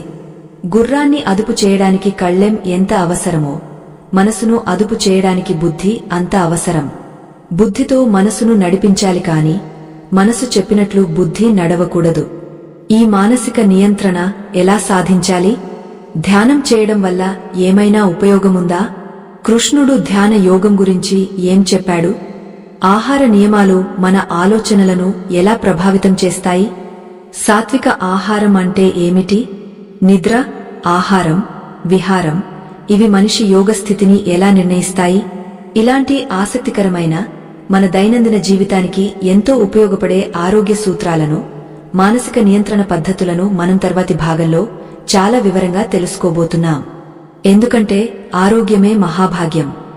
శరీరం సహకరించకపోతే ఏ సాధనా చేయలేము. అందుకే కృష్ణుడు శారీరక, మానసిక ఆరోగ్యం గురించి చాలా స్పష్టమైన సూచనలు ఇచ్చాడు. శరీరం అనేది ఒక దేవాలయమైతే అందులో ఉండే దైవం మన ఆత్మ. దేవాలయం శుభ్రంగా, పవిత్రంగా ఉంటేనే దైవ దర్శనం ఆనందంగా జరుగుతుంది. అలాగే మన శరీరం ఆరోగ్యంగా, దృఢంగా ఉంటేనే మనం అనుకున్న లక్ష్యాలను సాధించగలం, ఆత్మజ్ఞానాన్ని పొందగలం. కృష్ణుడు చెప్పినట్లుగా యుక్తాహార విహారస్య అనేది ఒక అద్భుతమైన ఆరోగ్య సూత్రం. అంటే మన అలవాట్లలో, ఆహారంలో, నిద్రలో, పనిలో ఒక సమతుల్యత ఉండాలి. అతిగా తినకూడదు. అలా అని అసలే తినకుండా ఉండకూడదు. అతిగా నిద్రపోకూడదు. అలా అని నిద్ర లేకుండా ఉండకూడదు. వీణ తీగలు మరీ బిగుతుగా ఉంటే తెగపోతాయి, మరీ వదులుగా ఉంటే శబ్దం రాదు. సరిగ్గా బిగించినప్పుడే సంగీతం వస్తుంది. మన జీవితం కూడా అంతే. అతి సర్వత్ర వర్జయేత్. దేనిలోనూ అతి పనికిరాదు. మనం తీసుకునే ఆహారం కేవలం ఆకలి తీర్చడానికి మాత్రమే కాదు, అది మన ఆలోచనలను కూడా నిర్ణయిస్తుంది. దీనిని చాలామంది నమ్మకపోవచ్చు, కాని మన పూర్వీకులు మరియు ఆయుర్వేదం చెప్పిన సత్యం ఇదే. కృష్ణుడు ఆహారాన్ని 3 రకాలుగా విభజించాడు. సాత్విక ఆహారం, రాజసిక ఆహారం, తామసిక ఆహారం. సాత్విక ఆహారం అంటే పాలు, పండ్లు, కూరగాయలు, నెయ్యి, స్వచ్ఛమైన నీరు వంటివి. ఇవి శరీరానికి బలాన్ని, మనసుకి ప్రశాంతతను, ఆయుష్ని ఇస్తాయి. సాత్విక ఆహారం తీసుకునే వారి ఆలోచనలు చాలా స్పష్టంగా, నిర్మలంగా ఉంటాయి. వారికి కోపం తక్కువగా వస్తుంది, ఓర్పు ఎక్కువగా ఉంటుంది. రెండవది రాజసిక ఆహారం. అంటే మరీ కారంగా, ఉప్పుగా, పుల్లగా, వేడిగా ఉండే పదార్థాలు. ఈ రోజుల్లో మనం బయట తినే జంక్ ఫుడ్, మసాలా వంటకాలు అన్నీ దీని కిందకే వస్తాయి. ఇవి నాలుకకు రుచిగా అనిపించవచ్చు, కాని ఇవి మనసులో ఆందోళనను, కోపాన్ని, ఉద్రేకాలను పెంచుతాయి. రాజసిక ఆహారం తినేవారి మనసు ఎప్పుడూ పరిగెడుతూనే ఉంటుంది, ఒక్కచోట నిలకడగా ఉండదు. దీనివల్ల అనారోగ్యం, దుర్హకం కలుగుతాయి. ఇక మూడవది తామసిక ఆహారం. అంటే నిల్వ ఉన్నవి, దుర్వాసన వచ్చేవి, రుచిలేనివి, మత్తుని కలిగించేవి. ఇలాంటి ఆహారం తినడం వల్ల బద్ధకం, నిద్రమత్తు, అజ్ఞానం పెరుగుతాయి. విచక్షణ కోల్పోతారు. కృష్ణుడు చెప్పిన ఈ ఆహార నియమాలు పాటిస్తే సగం మానసిక సమస్యలు తగ్గిపోతాయి. మనం ఏం తింటున్నామో గమనించుకుంటే మన ప్రవర్తన ఎందుకు ఇలా ఉందో అర్థమవుతుంది. ఆరోగ్యమైన శరీరం తర్వాత ముఖ్యమైనది ఆరోగ్యమైన మనస్సు. మనసుని నియంత్రించడానికి కృష్ణుడు ధ్యాన యోగం గురించి చెప్పాడు. ధ్యానం అంటే కేవలం ఋషులు అడవుల్లో చేసేది కాదు. ప్రతి సామాన్యుడు తన రోజువారీ జీవితంలో చేయవలసిన ప్రక్రియ. ఒక ఏకాంత ప్రదేశంలో కూర్చుని వెన్నెముక నిటారుగా ఉంచి చూపును నాసికాగ్రం, ముక్కు చివర మీద నిలిపి మనసును బయట విషయాల నుంచి వెనక్కి మళ్లించి ఆత్మ మీద లగ్నం చేయాలి. గాలి లేని చోట దీపం ఎలా నిశ్చలంగా వెలుగుతుందో యోగ మనసు కూడా అలా నిశ్చలంగా ఉండాలి అని కృష్ణుడు ఉపమానమిచ్చాడు. ధ్యానం చేయడం వల్ల మనసులోని చెత్త ఆలోచనలన్నీ పోతాయి. ఒక గదిని ప్రతిరోజు శుభ్రం చేయకపోతే దుమ్ము ఎలా పేరుకుపోతుందో మనసులో కూడా ప్రతిరోజు ఎన్నో పనికిరాని ఆలోచనలు వచ్చి చేరతాయి. ధ్యానం ఆ దుమ్మును తుడిచివేస్తుంది. మనసు ప్రశాంతంగా ఉన్నప్పుడు నిర్ణయాలు సరిగ్గా తీసుకోగలం. సమస్యలను భూతద్దంలో కాకుండా ఉన్నవి ఉన్నట్లుగా చూడగలం. కురుక్షేత్రం లాంటి భయంకరమైన యుద్ధభూమిలో కూడా కృష్ణుడు చిరునవ్వుతో ఉండగలిగాడు అంటే ఆయన మనసు ఎంత స్థిరంగా ఉందో అర్థం చేసుకోవచ్చు. ఆ స్థిరత్వాన్ని మనం కూడా సాధించవచ్చు. దానికి కావాల్సిందల్లా రోజుకి కొంత సమయం మన కోసం మనం కేటాయించుకోవడం. మనలో ఉన్న అతి పెద్ద శత్రువులు బయట లేరు, మనలోనే ఉన్నారు. కామ, క్రోధ, లోభ, మోహ, మద, మాత్సర్యాలు ఇవి 6 అంతర్గత శత్రువులు. వీటిలో ప్రధానమైనది కోపం, క్రోధం. కోపం మనిషిని ఎలా నాశనం చేస్తుందో గీతలో ఒక గొలుసుకట్టు చర్యలా వివరించబడింది. విషయాల గురించి ఆలోచించడం వల్ల కోరిక పుడుతుంది. కోరిక తీరకపోతే కోపం వస్తుంది. కోపం వల్ల అవివేకం కలుగుతుంది. అవివేకం వల్ల జ్ఞాపకశక్తి నశిస్తుంది. మంచి చెడుల విచక్షణ పోతుంది. జ్ఞాపకశక్తి నశించడం వల్ల బుద్ధి నాశనమవుతుంది. బుద్ధి నాశనమైతే మనిషి పూర్తిగా పతనమవుతాడు. ఇది ఒక నిచ్చెన లాంటిది. కాకపోతే ఇది పైకి ఎక్కేది కాదు, కిందకు పాతాళానికి తోసేది. మనం నిత్యం చూస్తుంటాం క్షణికావేశంలో చేసిన తప్పుల వల్ల జీవితాలు నాశనం చేసుకున్న వారిని. ఆ ఒక్క క్షణం కోపాన్ని ఆపుకుంటే ఎంతో అనర్థం తప్పేది కదా అనిపిస్తుంది. కృష్ణుడు చెప్పేది అదే. కోరికలకు బానిస కాకు. కోరిక పుట్టినప్పుడు దానిని గమనించు. అది మంచిదా చెడ్డదా అని విశ్లేషించు. అవసరమైతే తీర్చుకో, కాని అది తీరలేదని కోపం తెచ్చుకోకు. ఈ సృష్టిలో మనం అనుకున్నట్లే అన్నీ జరగవు. జరగనప్పుడు స్వీకరించే ఓర్పు ఉండాలి. ఆ ఓర్పు లేకపోతే మన కోపమే మనల్ని దహించివేస్తుంది. అగ్ని ఎలాగైతే కట్టెను కాల్చేస్తుందో కోపం మనిషి శరీరాన్ని, మనసుని కాల్చేస్తుంది. జీవితంలో ఇలాంటి ఎన్నో విలువైన విషయాలను తెలుసుకుని మనల్ని మనం మెరుగుపరుచుకోవాలనే ఈ ప్రయాణంలో మీరు మాతో ఉన్నందుకు సంతోషం. ఈ ప్రయత్నం మరింత మందికి చేరాలంటే మీ సహాయం కావాలి. ఈ వీడియోను లైక్ చేయడం ద్వారా మీరు కూడా ఈ ధర్మ ప్రచారంలో ఒక భాగం అవుతారు. మంచి విషయం నలుగురికి చేరాలనే మా ఆశయానికి మీ ఆదరణే ఊపిరి. కృష్ణుడు దైవీ సంపద మరియు ఆసురీ సంపద గురించి కూడా వివరించాడు. దైవీ సంపద అంటే దైవ గుణాలు. భయం లేకపోవడం, మనసు స్వచ్ఛత, దానం చేయడం, ఇంద్రియ నిగ్రహం, యజ్ఞం చేయడం, వేదాలు చదవడం, తపస్సు, ఆర్జవం, నిజాయితీ, అహింస, సత్యం, కోపం లేకపోవడం, త్యాగం, శాంతి, ఇతరుల తప్పులు వెతకకపోవడం, భూతదయ, లోభం లేకపోవడం, మృదుత్వం, సిగ్గు, చపలత్వం లేకపోవడం, తేజస్సు, క్షమ, ధైర్యం, శుచి, ద్రోహం చేయకపోవడం, అతిగా గర్వం లేకపోవడం. ఈ గుణాలు ఉన్నవాడు దైవత్వాన్ని పొందుతాడు. వీరు సమాజానికి వెలుగునిస్తారు. దీనికి వ్యతిరేకమైనది ఆసురీ సంపద అంటే రాక్షస గుణాలు. డంబం, గొప్పలు చెప్పుకోవడం, దర్పం, గర్వం, అభిమానం, కోపం, పరుషంగా మాట్లాడటం, అజ్ఞానం. ఈ గుణాలు ఉన్నవారు తమను తాము నాశనం చేసుకోవడమే కాకుండా చుట్టూ ఉన్నవారిని కూడా బాధిస్తారు. వీరికి ధర్మం అంటే ఏమిటో, అధర్మం అంటే ఏమిటో తెలియదు. పరిశుభ్రత ఉండదు, సత్యం ఉండదు. ఈ జగత్తుకు ఆధారం లేదు, దేవుడు లేడు. కేవలం స్త్రీ పురుషుల కలయిక వల్లే సృష్టి జరుగుతుంది. కామమే ప్రధానం అని వాదిస్తారు. వీరు తమ కోరికలే శాశ్వతం అనుకుంటారు. అక్రమ మార్గాల్లో డబ్బు సంపాదించి ఆ డబ్బుతో భోగాలను అనుభవించడమే జీవిత పరమార్థం అని భావిస్తారు. నేను ఈరోజు ఇది సంపాదించాను, రేపు అది సంపాదిస్తాను. ఈ శత్రువుని చంపాను, రేపు ఇంకొకరిని చంపుతాను. నేనే ఈశ్వరుడిని, నేనే భోగిని, నేనే బలవంతుడిని, నేనే సుఖిని. నేను గొప్ప కులంలో పుట్టాను, నా అంతటివాడు లేడు అని అహంకారంతో విర్రవీగుతారు.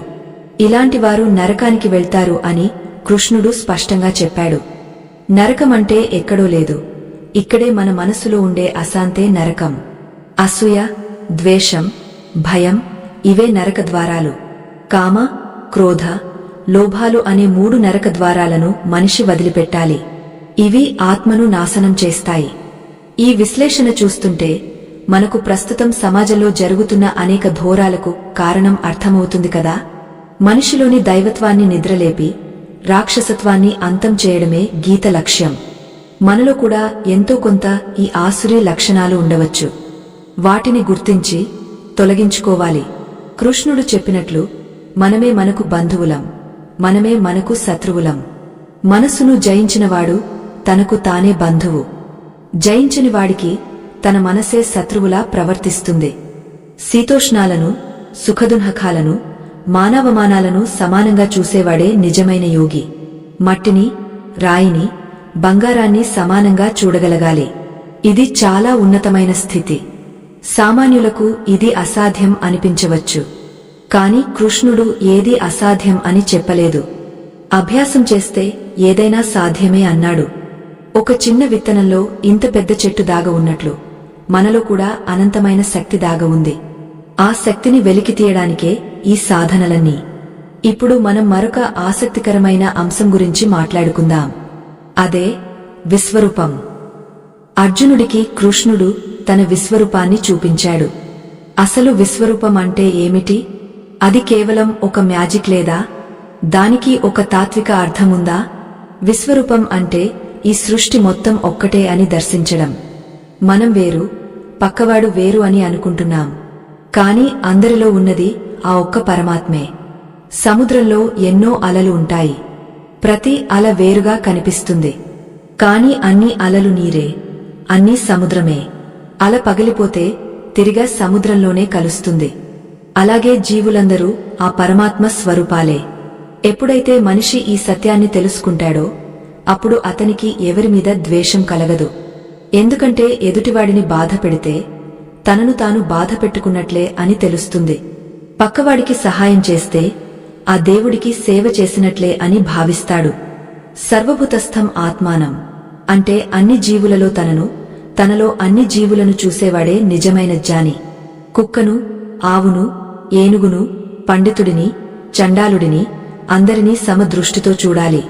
అంటే వారి వారి శరీరాలను కాదు, వారిలో ఉన్న ఆత్మను చూడాలి. పైకి కనిపించే రూపాలు వేరు కావచ్చు, కాని లోపల ఉన్న చైతన్యం ఒక్కటే. కరెంటు బల్బులో వెలుగుతుంది, ఫ్యాన్లో తిరుగుతుంది, హీటర్లో వేడిని ఇస్తుంది. పరికరాలు వేరు, కాని వాటిలో ప్రవహించే విద్యుత్ ఒక్కటే కదా. అలాగే మనుషులు, జంతువులు, పక్షులు వేరైనా అందరిలో ఉన్న ప్రాణశక్తి ఒక్కటే. ఈ విశాల దృక్పథం వస్తే ప్రపంచంలో యుద్ధాలు ఉండవు, గొడవలు ఉండవు, కుల మత భేదాలు ఉండవు. మనం వసుధైక కుటుంబం అని ఎందుకు అంటాం? అందరం ఒకే కుటుంబం కాబట్టి. ఈ భావనను కలిగించడమే విశ్వరూప సందర్శన ఉద్దేశం. అర్జునుడు ఆ రూపాన్ని చూసి భయపడ్డాడు. ఎందుకంటే అందులో సృష్టి మాత్రమే కాదు, ప్రళయం కూడా ఉంది, పుట్టుక ఉంది, చావు ఉంది. కాలం స్వరూపం అది. మనం ప్రకృతిని చూసి ఆనందిస్తాం, కాని సునామీ వస్తే భయపడతాం. కాని రెండు ప్రకృతి రూపాలే. సృష్టి, స్థితి, లయ మూడు ఆ దైవం లీలలే. దేనిని మనం కాదనలేము, అన్నింటినీ అంగీకరించాలి. కృష్ణుడు అర్జునుడికి ఆ రూపం ద్వారా చెప్పింది ఇదే. నేను కాలాన్ని, అందరినీ హరించేవాడిని. నువ్వు చంపినా చంపకపోయినా వీరందరూ కాలగర్భంలో కలవక తప్పదు. నువ్వు కేవలం నిమిత్తమాత్రుడివి. లే, యుద్ధం చేయి అని ఆదేశించాడు. అంటే మన జీవితంలో జరిగే పెద్ద పెద్ద మార్పులు, విధ్వంసాలు అన్నీ ఒక బృహత్తర ప్రణాళికలో భాగమే. మనం చిన్న కోణంలో చూసి భయపడతాం, కాని విశాల కోణంలో చూస్తే అంతా సక్రమంగానే జరుగుతోందని అర్థమవుతుంది. మన జీవితంలో ఏదైనా చెడు జరిగినప్పుడు నాకే ఎందుకు ఇలా జరిగింది అని ఏడుస్తాం. కాని అది మన గతం కర్మ ఫలితం కావచ్చు, లేదా భవిష్యత్తులో రాబోయే మంచికి నాంది కావచ్చు. ఒక విత్తనం పగిలితేనే చెట్టు వస్తుంది. పగలడం అనేది విత్తనానికి కష్టంలా అనిపించవచ్చు, కాని అది సృష్టి. అలాగే మన కష్టాలు కూడా మన ఎదుగుదలకు సోపానాలు. బంగారాన్ని కరిగించి సుత్తితో కొడితేనే ఆభరణం అవుతుంది. మనల్ని దేవుడు కష్టాలనే సుత్తితో కొడుతున్నాడు అంటే మనల్ని ఒక అద్భుతమైన ఆభరణంగా మారుస్తున్నాడు అని అర్థం. ఈ నమ్మకముంటే కష్టాన్ని కూడా చిరునవ్వుతో స్వీకరిస్తాం. ఇంతటి గంభీరమైన విషయాలను మీతో పంచుకోవడం నాకు చాలా ఆనందంగా ఉంది. మన సనాతన ధర్మంలో ఎంతటి విజ్ఞానం దాగా ఉందో తలచుకుంటేనే గర్వంగా ఉంది కదా. ఈ విజ్ఞానం ఏదో పాత పుస్తకాలకే పరిమితం కాకూడదు, మన జీవన విధానంలో భాగం కావాలి. అప్పుడే మన జీవితం సార్థకమవుతుంది. మన పిల్లలకు ఆస్తులు ఇవ్వడం ముఖ్యం కాదు, ఇలాంటి మంచి సంస్కారాన్ని, ధైర్యాన్ని ఇవ్వడం ముఖ్యం. ఆస్తులు కరిగిపోవచ్చు, కాని సంస్కారం వారిని జీవితాంతం కాపాడుతుంది. కృష్ణుడు ఇంకా క్షేత్రం, క్షేత్రజ్ఞుడు గురించి వివరించాడు. క్షేత్రం అంటే ఈ శరీరం, క్షేత్రజ్ఞుడు అంటే ఈ శరీరాన్ని తెలుసుకునేవాడు, ఆత్మ. ఒక రైతుకు తన పొలం గురించి ఎలా తెలుసో మనకు మన శరీరం గురించి, మనసు గురించి అలా తెలియాలి. ఏది ప్రకృతి, ఏది పురుషుడు అనే విచక్షణ ఉండాలి. మనం శరీరం కాదు, శరీరంలో ఉన్నవాళ్లం అని తెలుసుకోవడమే జ్ఞానం. కారు వేరు, డ్రైవర్ వేరు. డ్రైవర్ కారును నడుపుతాడు కాని కారు అయిపోడు. కారు పాడైతే డ్రైవర్ చనిపోయినట్లు కాదు, అలాగే శరీరం పాడైతే ఆత్మ చనిపోదు. ఈ స్పష్టత ఉంటే మరణ భయం ఉండదు. గుణత్రయ విభాగ యోగంలో సత్వ, రజ, తమో గుణాల గురించి ఇంకా లోతుగా చెప్పారు. మనిషి ఏ గుణంతో మరణిస్తాడో దానికి తగిన గతిని పొందుతాడు అని చెప్పారు. సత్వగుణంలో చనిపోతే ఉత్తమ లోకాలకు వెళ్తాడు. రజోగుణంలో చనిపోతే మళ్లీ కర్మలు చేసే మనుషుల మధ్య పుడతాడు. తమో గుణంలో చనిపోతే పశుపక్ష్యాదుల యోనుల్లో పుడతాడు. అందుకే జీవితాంతం సత్వగుణాన్ని పెంచుకోవడానికి ప్రయత్నించాలి. మరణించే సమయానికి మనసు ఏ భావంతో ఉంటే తదుపరి జన్మ అలాగే ఉంటుంది. అందుకే అంత్యకాలంలో నారాయణ స్మరణ చేయమని పెద్దలు చెబుతారు. కాని జీవితాంతం ఏది ప్రాక్టీస్ చేస్తే చివరి క్షణంలో అదే గుర్తొస్తుంది. జీవితాంతం డబ్బు, పగ, ద్వేషం గురించి ఆలోచించి చనిపోయేటప్పుడు దేవుడు గుర్తురావాలంటే రాడు. అందుకే ఇప్పుడే ఈ క్షణం నుంచే మంచి ఆలోచనలు చేయడం అలవాటు చేసుకోవాలి. రాబోయే భాగంలో మనం కృష్ణుడు చెప్పిన మరికొన్ని అద్భుతమైన అంశాలను చూడబోతున్నాం. అసలు దేవుడు అవతారాలు ఎందుకు ఎత్తుతాడు? సంభవామి యుగే యుగే వెనుక ఉన్న అసలు రహస్యమేమిటి? భక్తుడికి భగవంతుడికి మధ్య ఉండే అనుబంధం ఎంత గొప్పది? ఇలాంటి విషయాలు తెలుసుకుందాం. ముఖ్యంగా మన దైనందిన జీవితంలో ఎదురయ్యే సందేహాలకు కృష్ణుడు ఎలాంటి పరిష్కారాలు చూపించాడో విశ్లేషించుకుందాం. మనం నిత్యం ధర్మం అనే పదాన్ని వింటూ ఉంటాం. కాని ఎప్పుడైతే ధర్మానికి హాని కలుగుతుందో, ఎప్పుడైతే అధర్మం మితిమీరుతుందో అప్పుడు నేను అవతరిస్తాను అని కృష్ణుడు మాటిచ్చాడు. దీనినే మనం యదా యదా హి ధర్మస్య అనే శ్లోకం ద్వారా గుర్తు చేసుకుంటాం. ఇక్కడ అవతారం అంటే కేవలం దేవుడు ఒక రూపంతో భూమి మీదకు దిగిరావడం మాత్రమే కాదు, మనలో అణగారిపోయిన మంచితనం ఒక్కసారిగా ఉప్పొంగడం కూడా దేవుడి అవతారమే. సమాజంలో అన్యాయం పెరిగిపోతున్నప్పుడు ఎవరైతే ఆ అన్యాయాన్ని ఎదిరించి నిలబడతారో వారి రూపంలో ఆ దైవశక్తి పనిచేస్తుంది. దుష్ట శిక్షణ, శిష్ట రక్షణ అనేవి కేవలం దేవుడి బాధ్యతలు మాత్రమే కాదు, అవి మన బాధ్యతలు కూడా. మన కళ్ల ముందు తప్పు జరుగుతున్నప్పుడు మనం మౌనంగా ఉండకూడదు. ఆ తప్పుని ప్రశ్నించే దమ్ము, ధైర్యం మనలో ఉన్నప్పుడే కృష్ణతత్వం మనలో ఉన్నట్లు లెక్క. చాలామంది అడుగుతుంటారు, దేవుడు ఉన్నాడు కదా, మరి లోకంలో ఇన్ని ఘోరాలు ఎందుకు జరుగుతున్నాయి అని. దేవుడు మనిషికి స్వేచ్ఛను ఇచ్చాడు. ఆ స్వేచ్ఛను ఎలా వాడుకోవాలి అనేది మనిషి చేతిలో పెట్టాడు. నిప్పుతో దీపం వెలిగించవచ్చు, లేదా ఇల్లు కాల్చవచ్చు. అది నిప్పు తప్పు కాదు, వాడేవాడి బుద్ధి లోపం. అలాగే మనిషి తన తెలివిని, బలాన్ని మంచి కోసం వాడాలా, చెడు కోసం వాడాలా అనేది అతడే నిర్ణయించుకోవాలి. ఎప్పుడైతే చెడు శృతి మించుతుందో అప్పుడు ప్రకృతి తనదైన శైలిలో స్పందిస్తుంది. అది యుద్ధం రూపంలో కావచ్చు, ప్రకృతి వైపరీత్యాల రూపంలో కావచ్చు. కృష్ణుడు కౌరవులకు ఎన్నో అవకాశాలు ఇచ్చాడు, రాయబారం నడిపాడు, యుద్ధం వల్ల కలిగే అనర్థాలను వివరించాడు. కాని వారు వినలేదు. వినాశకాలే విపరీత బుద్ధి అంటారు కదా, వారి అహంకారమే వారిని నాశనం చేసింది. దేవుడు కేవలం దుష్టులను శిక్షించడానికే కాదు, సాధువులను రక్షించడానికి కూడా వస్తాడు. ఇక్కడ సాధువులు అంటే అడవుల్లో ఉండే ఋషులు మాత్రమే కాదు. సన్మార్గంలో నడిచే ప్రతి సామాన్యుడు సాధువే. నిజాయితీగా బతికేవాడికి ఎప్పుడూ భయం ఉంటుంది. ఈ లోకంలో బతకగలనా లేదా అని ఆందోళన ఉంటుంది. అలాంటి వారికి నేనున్నాను అని భరోసా ఇవ్వడమే దేవుడి ఉద్దేశం. పాండవులు అడవుల్లో ఉన్నప్పుడు కృష్ణుడు వారిని కంటికి రెప్పలా కాపాడాడు. అక్షయపాత్ర ఇచ్చి ద్రౌపది గౌరవం కాపాడాడు. దుర్వాస ముని కోపం నుంచి రక్షించాడు. కష్టకాలంలో మనకు తోడుగా నిలిచే ఏ శక్తినైనా మనం దైవంగా భావించవచ్చు. అది ఒక స్నేహితుడి రూపంలో రావచ్చు, ఒక పుస్తకం రూపంలో రావచ్చు, లేదా మనలో కలిగే ఒక మంచి ఆలోచన రూపంలో రావచ్చు. మనం తరచుగా ఒంటరిగా ఉన్నామని, మన కష్టాలు ఎవరికి పట్టవని బాధపడుతుంటాం. కాని భగవంతుడు మన హృదయంలోనే పరమాత్మ రూపంలో కొలువై ఉన్నాడు. మన ప్రతి ఆలోచన, ప్రతి కన్నీటి బొట్టు ఆయనకు తెలుసు. ద్రౌపది నిండు సభలో అవమానపాలు అవుతున్నప్పుడు భర్తలు తలదించుకున్నారు, పెద్దలు మౌనం వహించారు. ఆ సమయంలో ఆమెకు దిక్కు ఎవరు? కృష్ణుడే. ఆమె 2 చేతులు జోడించి గోవిందా అని ఆర్తనాదం చేసినప్పుడు ఆమెకు రక్షణ లభించింది. అంటే మనం మన బలాన్ని, మన వారిని నమ్ముకున్నంత కాలం దేవుడు చూస్తూ ఉంటాడు.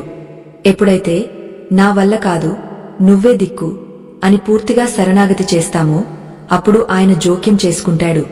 ఇది ఒక గొప్ప రహస్యం. మన అహంకారం అడ్డున్నంత వరకు దేవుడి సహాయం మనకు అందదు. ఇలాంటి మరెన్నో గొప్ప విషయాలను, మన జీవన విధానాన్ని మార్చే సత్యాలను మీ ముందుకు తీసుకురావడానికి మేము చేస్తున్న ఈ కృషికి మీ ఆదరణే అసలైన ఇంధనం. ఈ జ్ఞాన యజ్ఞంలో మీరు కూడా సమిధలుగా మారడానికి దయచేసి మా ఛానల్ను సబ్స్క్రైబ్ చేసుకుని ఈ మంచి విషయాన్ని 10 మందితో పంచుకోండి. ధర్మం రక్షతి రక్షితః. ధర్మాన్ని మనం కాపాడితే అది మనల్ని కాపాడుతుంది. కథనంలోకి వెళ్తే కృష్ణుడు మానవ సంబంధాల గురించి, ప్రేమ గురించి చెప్పిన విషయాలు అత్యంత విలువైనవి. ప్రేమకు, మోహానికి చాలా తేడా ఉంది. ప్రేమలో స్వేచ్ఛ ఉంటుంది, మోహంలో బంధనం ఉంటుంది. మనం మన పిల్లలను, జీవిత భాగస్వామిని ప్రేమిస్తున్నామనుకుంటాం, కాని నిజానికి మనం వారి మీద ఆధిపత్యం చలాయిస్తుంటాం. వారు మనం చెప్పినట్లే నడవాలి, మనం గీసిన గీత దాటకూడదు అని కోరుకుంటాం. ఎప్పుడైతే వారు మన మాట వినరో మనకు దున్హకం, కోపం వస్తాయి. ఇది ప్రేమ కాదు, ఇది వ్యాపారం. నేను నీకు ఇది చేశాను, నువ్వు నాకు అది చేయాలి అనే లెక్కలు ప్రేమలో ఉండవు. కృష్ణుడు రాధను ప్రేమించాడు, కాని ఆమెను పెళ్లి చేసుకోలేదు. ఆమెను విడిచి వెళ్లవలసి వచ్చినప్పుడు వెళ్లాడు. కాని వారి ప్రేమ ఎప్పటికీ నిలిచి ఉంది. ఎందుకంటే అక్కడ శారీరక బంధం కంటే మానసిక బంధం గొప్పది. మనం వస్తువులను ప్రేమించి మనుషులను వాడుకుంటున్నాం. కాని జరగాల్సింది మనుషులను ప్రేమించి వస్తువులను వాడుకోవడం. బంధాలు ముఖ్యమనుకుంటే అక్కడ గెలుపు ఓటములు ఉండవు. ఇంట్లో గొడవ జరిగినప్పుడు నేను గెలవాలా, బంధం గెలవాలా అని ఆలోచించుకోవాలి. బంధం గెలవాలి అనుకుంటే మనం తగ్గ ఉంటాం. తగ్గడం అంటే ఓడిపోవడం కాదు, ఎదుటివారికి విలువ ఇవ్వడం. కృష్ణుడు అర్జునుడికి సారథిగా ఉండటానికి ఒప్పుకున్నాడు.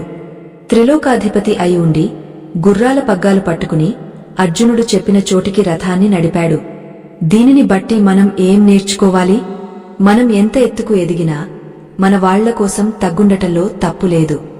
సేవ చేయడం వల్ల ఎవరూ చిన్నబోరు. నిజమైన నాయకుడు సేవకుడిలా ఉంటాడు. ఈ రథం అనే ఉదాహరణలో ఒక గొప్ప వేదాంతం దాగ ఉంది. కఠోపనిషత్తులో కూడా దీనిని ప్రస్తావించారు. మన శరీరం ఒక రథం లాంటిది. అందులో ప్రయాణించే యజమాని మన ఆత్మ. ఆ రథానికి కట్టిన గుర్రాలు మన ఇంద్రియాలు, కళ్ళు, చెవులు, ముక్కు, నాలుక, చర్మం. ఆ గుర్రాలను అదుపు చేసే పగ్గాలు మన మనస్సు. ఆ పగ్గాలను పట్టుకుని నడిపే సారథి మన బుద్ధి. మనం వెళ్లవలసిన గమ్యం మోక్షం. గమనించండి, గుర్రాలు, ఇంద్రియాలు తమకు ఇష్టం వచ్చిన వైపు పరిగెత్తాలని చూస్తాయి. కళ్ళు అందమైన దృశ్యాల వైపు, నాలుక రుచుల వైపు లాగుతాయి. మనసు అనే పగ్గాలు బలంగా లేకపోతే, బుద్ధి అనే సారథికి నైపుణ్యం లేకపోతే రథం ప్రమాదంలో పడుతుంది. ప్రయాణికుడు, ఆత్మ గాయపడతాడు. అందుకే కృష్ణుడు, పరమాత్మ బుద్ధి స్థానంలో కూర్చున్నాడు. మన బుద్ధిని దేవుడికి అప్పగస్తే ఆయన మన ఇంద్రియాలను, మనసును అదుపులో ఉంచి మన జీవిత రథాన్ని సురక్షితంగా గమ్యానికి చేరుస్తాడు. మనం తరచుగా తప్పుడు నిర్ణయాలు తీసుకుని బాధపడుతుంటాం. ఎందుకంటే మన బుద్ధిని కోరికలు, ఆవేశాలు కప్పేస్తాయి. అప్పుడు మనకు ఏది మంచో ఏది చెడో తెలియదు. నన్ను నమ్ము, నీ భారం నేను మోస్తాను అని కృష్ణుడు చెప్పింది అందుకే. కష్టాలలో ఉన్నప్పుడు, నిర్ణయం తీసుకోలేనప్పుడు కళ్ళు మూసుకుని ప్రశాంతంగా అంతరాత్మ ప్రబోధాన్ని వినాలి. అదే కృష్ణుడి గొంతు. మరొక ప్రధానమైన సమస్య సంశయం. సంశయాత్మ వినశ్యతి అని కృష్ణుడు హెచ్చరించాడు. అనుమానం ఉన్నవాడు నశిస్తాడు. ఈ లోకంలో సుఖముండదు, పరలోకంలోనూ సుఖముండదు. నమ్మకం అనేది జీవితానికి పునాది. భార్యాభర్తల మధ్య అనుమానం వస్తే కాపురం కూలిపోతుంది. స్నేహితుల మధ్య అనుమానం వస్తే స్నేహం చెడిపోతుంది. మన సామర్థ్యం మీద మనకే అనుమానం వస్తే విజయం సాధించలేము. అర్జునుడికి యుద్ధం మొదట్లో తన బలం మీద, తన కర్తవ్యం మీద అనుమానం వచ్చింది. అందుకే కుప్పకూలిపోయాడు. ఆ అనుమానాన్ని తొలగించి నమ్మకాన్ని నింపడమే గీత సారాంశం. గురువు మీద, దైవం మీద, చివరగా మనమీద మనకు నమ్మకముండాలి. అయితే గుడ్డి నమ్మకం వేరు, విశ్వాసం వేరు. ప్రశ్నించకుండా నమ్మమని కృష్ణుడు చెప్పలేదు. అర్జునుడు కృష్ణుడిని ఎన్నో ప్రశ్నలు అడిగాడు. కొన్నిసార్లు వాదించాడు కూడా. కృష్ణుడు విసుగు చెందకుండా ప్రతి ప్రశ్నకు సమాధానం చెప్పాడు. నీ సందేహాలన్నీ తీరిన తర్వాతే యుద్ధం చేయి అని చెప్పాడు. అంటే పూర్తి అవగాహనతో, స్పష్టతతో పని చేయాలి. అర్థం కాకుండా అయిష్టంగా చేసే పనిలో విజయముండదు. ఈ రోజుల్లో విద్యార్థులు తల్లిదండ్రుల బలవంతం వల్ల చదువుతుంటారు. ఉద్యోగులు జీతం కోసం పని చేస్తుంటారు. అందులో ప్రేమ ఉండదు, కేవలం భయం లేదా బాధ్యత ఉంటుంది. అందుకే ఒత్తిడి పెరుగుతుంది. మనం చేసే పనిని అర్థం చేసుకుని ఇష్టపడి చేస్తే అది అద్భుతంగా మారుతుంది. మన పురాణాల్లో, ఇతిహాసాల్లో ప్రతి పాత్ర వెనుక ఒక సందేశం ఉంటుంది. భీష్ముడు అంతటి జ్ఞాని అయినా అంపశయ్య మీద పడుకోవాల్సి వచ్చింది. ఎందుకు? ఆయన ధర్మాన్ని ఎరుగుదురు కాని అధర్మాన్ని అడ్డుకోలేదు. మౌనంగా ఉండిపోయాడు. చెడు చేసేవాడికంటే ఆ చెడును చూస్తూ మౌనంగా ఉండేవాడిదే ఎక్కువ తప్పు అని ఇది నిరూపిస్తుంది. కర్ణుడు గొప్ప దాత, వీరుడు. కాని దుష్ట సాంగత్యం వల్ల, దుర్యోధనుడి స్నేహం వల్ల పతనమయ్యాడు. మనం ఎవరితో స్నేహం చేస్తున్నాం అనేది మన భవిష్యత్తును నిర్ణయిస్తుంది. మంచివారితో సహవాసం చేస్తే మంచి అలవాట్లు వస్తాయి. చెడ్డవారితో తిరిగితే మనలో ఉన్న మంచి కూడా కలుషితం అవుతుంది. సత్సంగత్వే నిస్సంగత్వం అని శంకరాచార్యులు అందుకే చెప్పారు. మంచి సాంగత్యం మనల్ని బంధాల నుంచి విముక్తిని చేస్తుంది. కృష్ణుడు స్నేహానికి ఇచ్చిన విలువ అంతా ఇంతా కాదు. కుచేలుడు కృష్ణుడిని కలవడానికి వచ్చినప్పుడు ఆయన చిరిగిన బట్టలతో ఉన్నాడు. ద్వారపాలకులు అడ్డుకున్నారు. కాని కృష్ణుడు తన మిత్రుడిని చూడగానే సింహాసనం దిగి పరుగున వచ్చి కౌగిలించుకున్నాడు. కాళ్లు కడిగా నెత్తిన చల్లుకున్నాడు. అంత ఐశ్వర్యమున్నా చిన్ననాటి స్నేహితుడిని మర్చిపోలేదు. పేదరికాన్ని చూసి అసహించుకోలేదు. ఈ రోజుల్లో మనకు కొంచెం డబ్బు, పదవి రాగానే పాత స్నేహితులను మర్చిపోతాం, వారిని చిన్నచూపు చూస్తాం.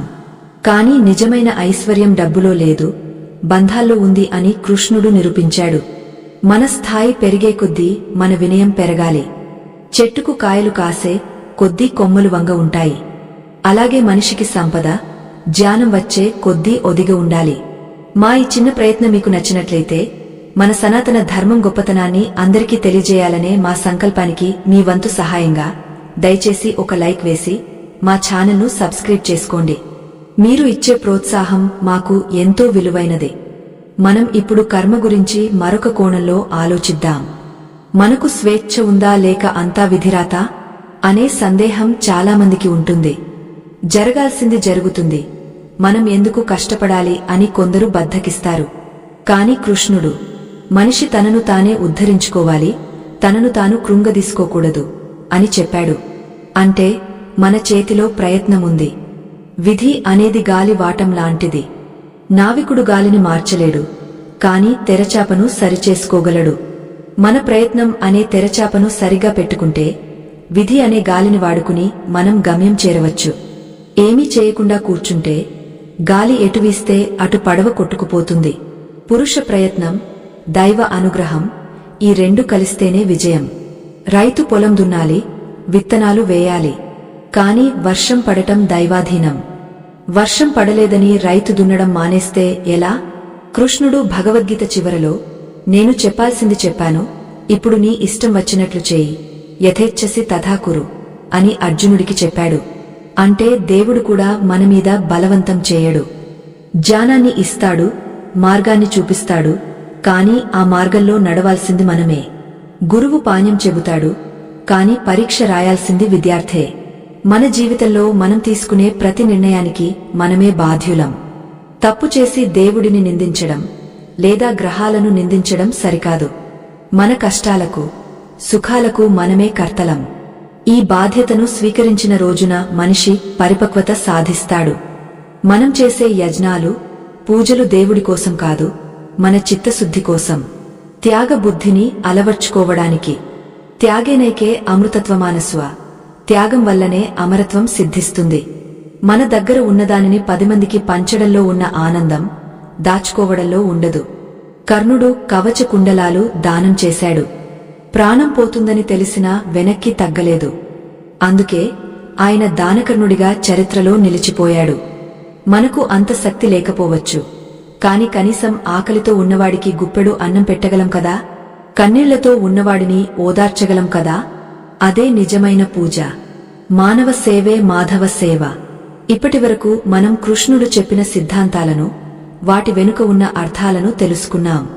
అయితే ఈ సిద్ధాంతాలను ఈనాటి ఆధునిక కాలంలో, అంటే ఈ కలియుగంలో ఎలా ఆచరించాలి?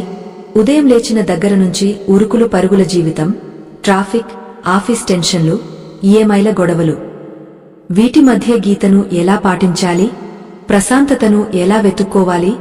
కృష్ణుడు చెప్పిన స్థితప్రజ్ఞత నువ్వు ఈనాటి కార్పొరేట్ ప్రపంచంలో ఎలా అన్వయించుకోవాలి? మన పిల్లలకు ఈ విలువలను ఎలా నేర్పించాలి?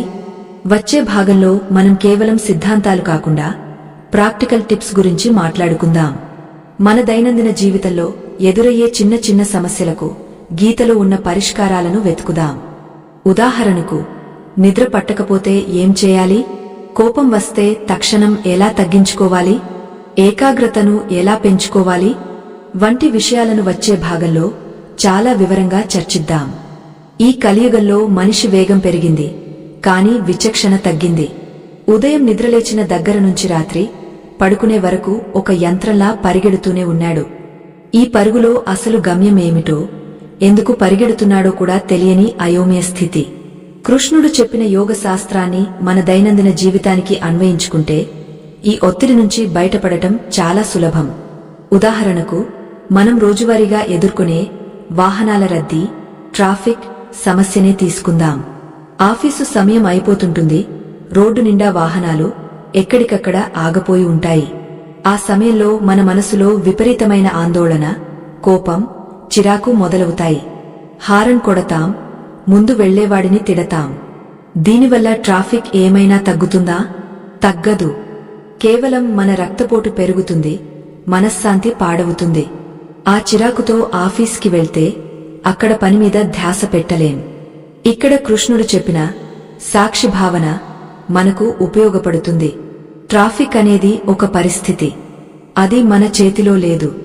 మన చేతిలో ఉన్నది మన స్పందన మాత్రమే.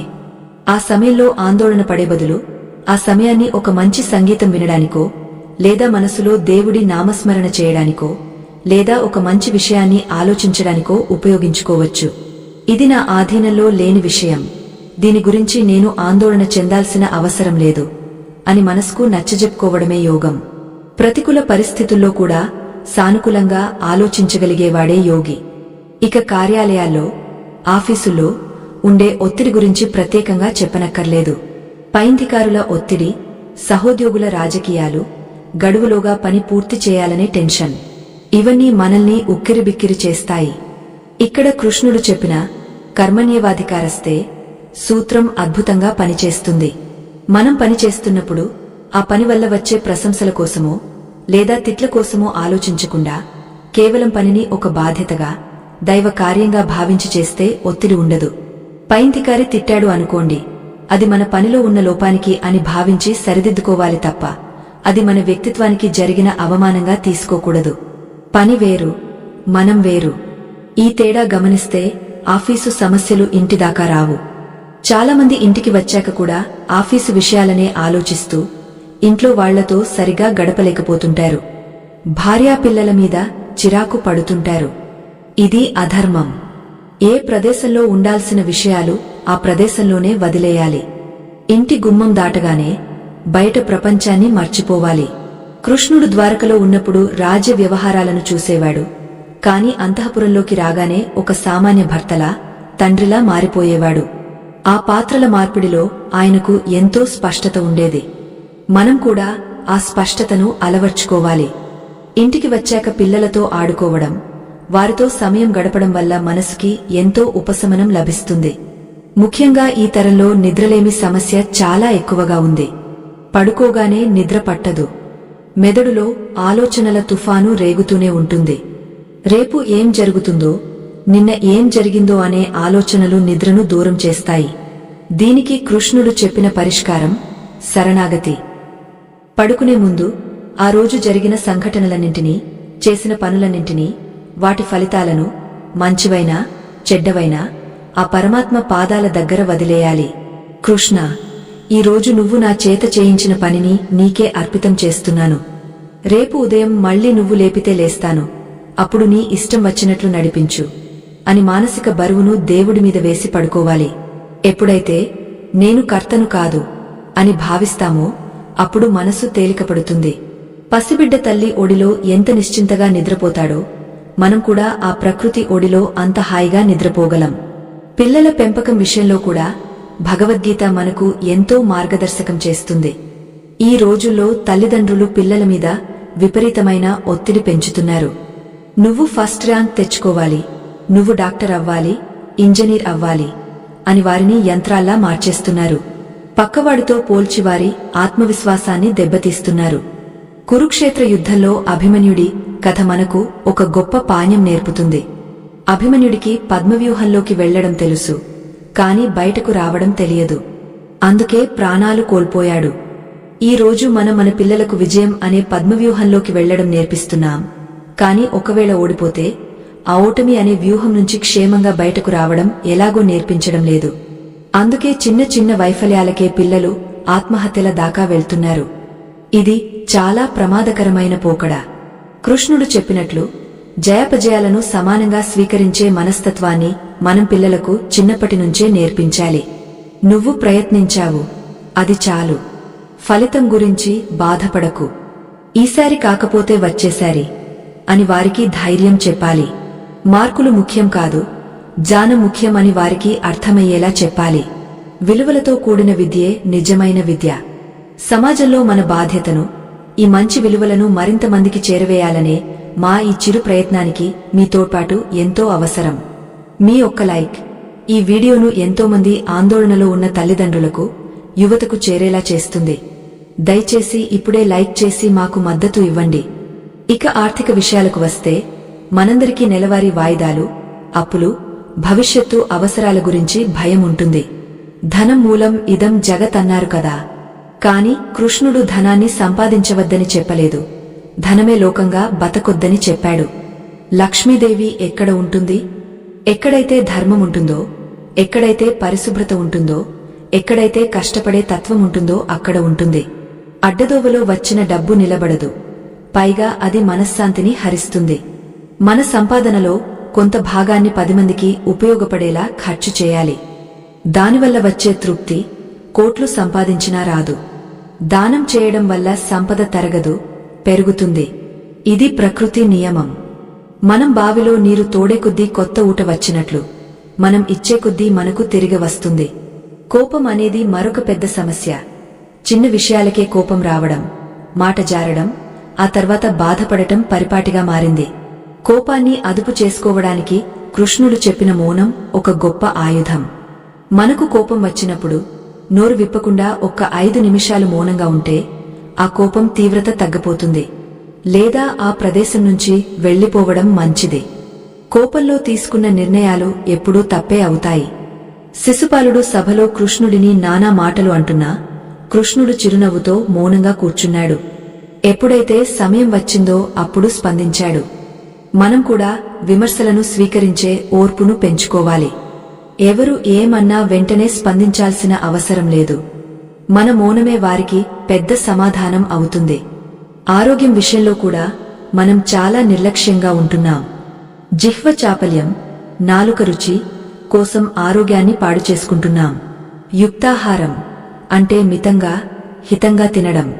సగం పొట్ట నిండేలా అన్నం, పావు వంతు నీరు, మిగిలిన పావు వంతు ఖాళీగా ఉంచాలని ఆయుర్వేదం చెబుతుంది. కాని మనం గొంతు వరకు తినేస్తాం. దానివల్ల శరీరం బద్ధకిస్తుంది, వ్యాధులు వస్తాయి. కృష్ణుడు మితాహారి. ఆయన ఆహార నియమాలు పాటిస్తాడు కాబట్టే ఎప్పుడూ ఉత్సాహంగా, తేజస్సుతో ఉంటాడు. మనం తీసుకునే ఆహారం సాత్వికంగా ఉంటే మన ఆలోచనలు కూడా సాత్వికంగా ఉంటాయి. మాంసాహారం, మసాలాలు తగ్గించి శాకాహారం, పండ్లు తీసుకోవడం వల్ల మనసు ప్రశాంతంగా మారుతుంది. ఇది అనుభవపూర్వకంగా తెలుసుకోవాల్సిన విషయం. మరొక ముఖ్యమైన విషయం సమయం. కాలాన్ని వృథా చేయడం అంటే జీవితాన్ని వృథా చేయడమే. ఈ రోజుల్లో సామాజిక మాధ్యమాలు, చేతిలో ఉండే చరవాణి మన సమయాన్ని దొంగలిస్తున్నాయి. గంటలు గంటలు స్క్రీన్ వైపు చూస్తూ గడిపేస్తున్నాం. దీనిని కృష్ణుడు ప్రమాదం అంటాడు. మన ఇంద్రియాలు మన ఆధీనంలో ఉండాలి కాని ఆకర్షణలకు బానిస కాకూడదు. రోజులో కొంత సమయం మాత్రమే వినోదానికి కేటాయించి మిగిలిన సమయాన్ని నిర్మాణాత్మక పనులకు, కుటుంబానికి, స్వీయ వికాసానికి కేటాయించాలి. డిజిటల్ ఉపవాసం పాటించడం ఈ రోజుల్లో చాలా అవసరం. కనీసం వారానికి ఒక రోజైనా లేదా రోజుకి కొన్ని గంటలైనా ఫోన్ పక్కన పెట్టి మనతో మనం గడపాలి, ప్రకృతితో గడపాలి. అలాగే మనం చేసే పనిలో నైపుణ్యాన్ని పెంచుకోవడం కూడా కృష్ణ తత్వమే. అర్జునుడు విలువిద్యలో గొప్ప నైపుణ్యాన్ని సాధించాడు. ఏకాగ్రతతో పక్షి కన్నును మాత్రమే చూడగలిగాడు. మనం ఏ రంగంలో ఉన్నా, అది వ్యాపారం కావచ్చు, ఉద్యోగం కావచ్చు, చదువు కావచ్చు, అందులో అత్యున్నత స్థాయికి చేరుకోవడానికి ప్రయత్నించాలి. ఏదో మొక్కుబడిగా పని చేయడం కాకుండా శ్రద్ధగా, ప్రేమగా చేయాలి. మన పనితనం చూసి ఇతరులు స్ఫూర్తి పొందేలా ఉండాలి. శ్రేయాన్ స్వధర్మో విగుణః. పరధర్మాన్ని అనుసరించడం కంటే మన ధర్మాన్ని, మన సహజ లక్షణాన్ని అనుసరించడం మేలు. అంటే పక్కవాడు సాఫ్ట్వేర్ ఇంజనీర్ అయ్యాడని మనం కూడా అదే అవ్వాలని లేదు. మనకు సంగీతం ఇష్టమైతే అందులోనే రాణించాలి.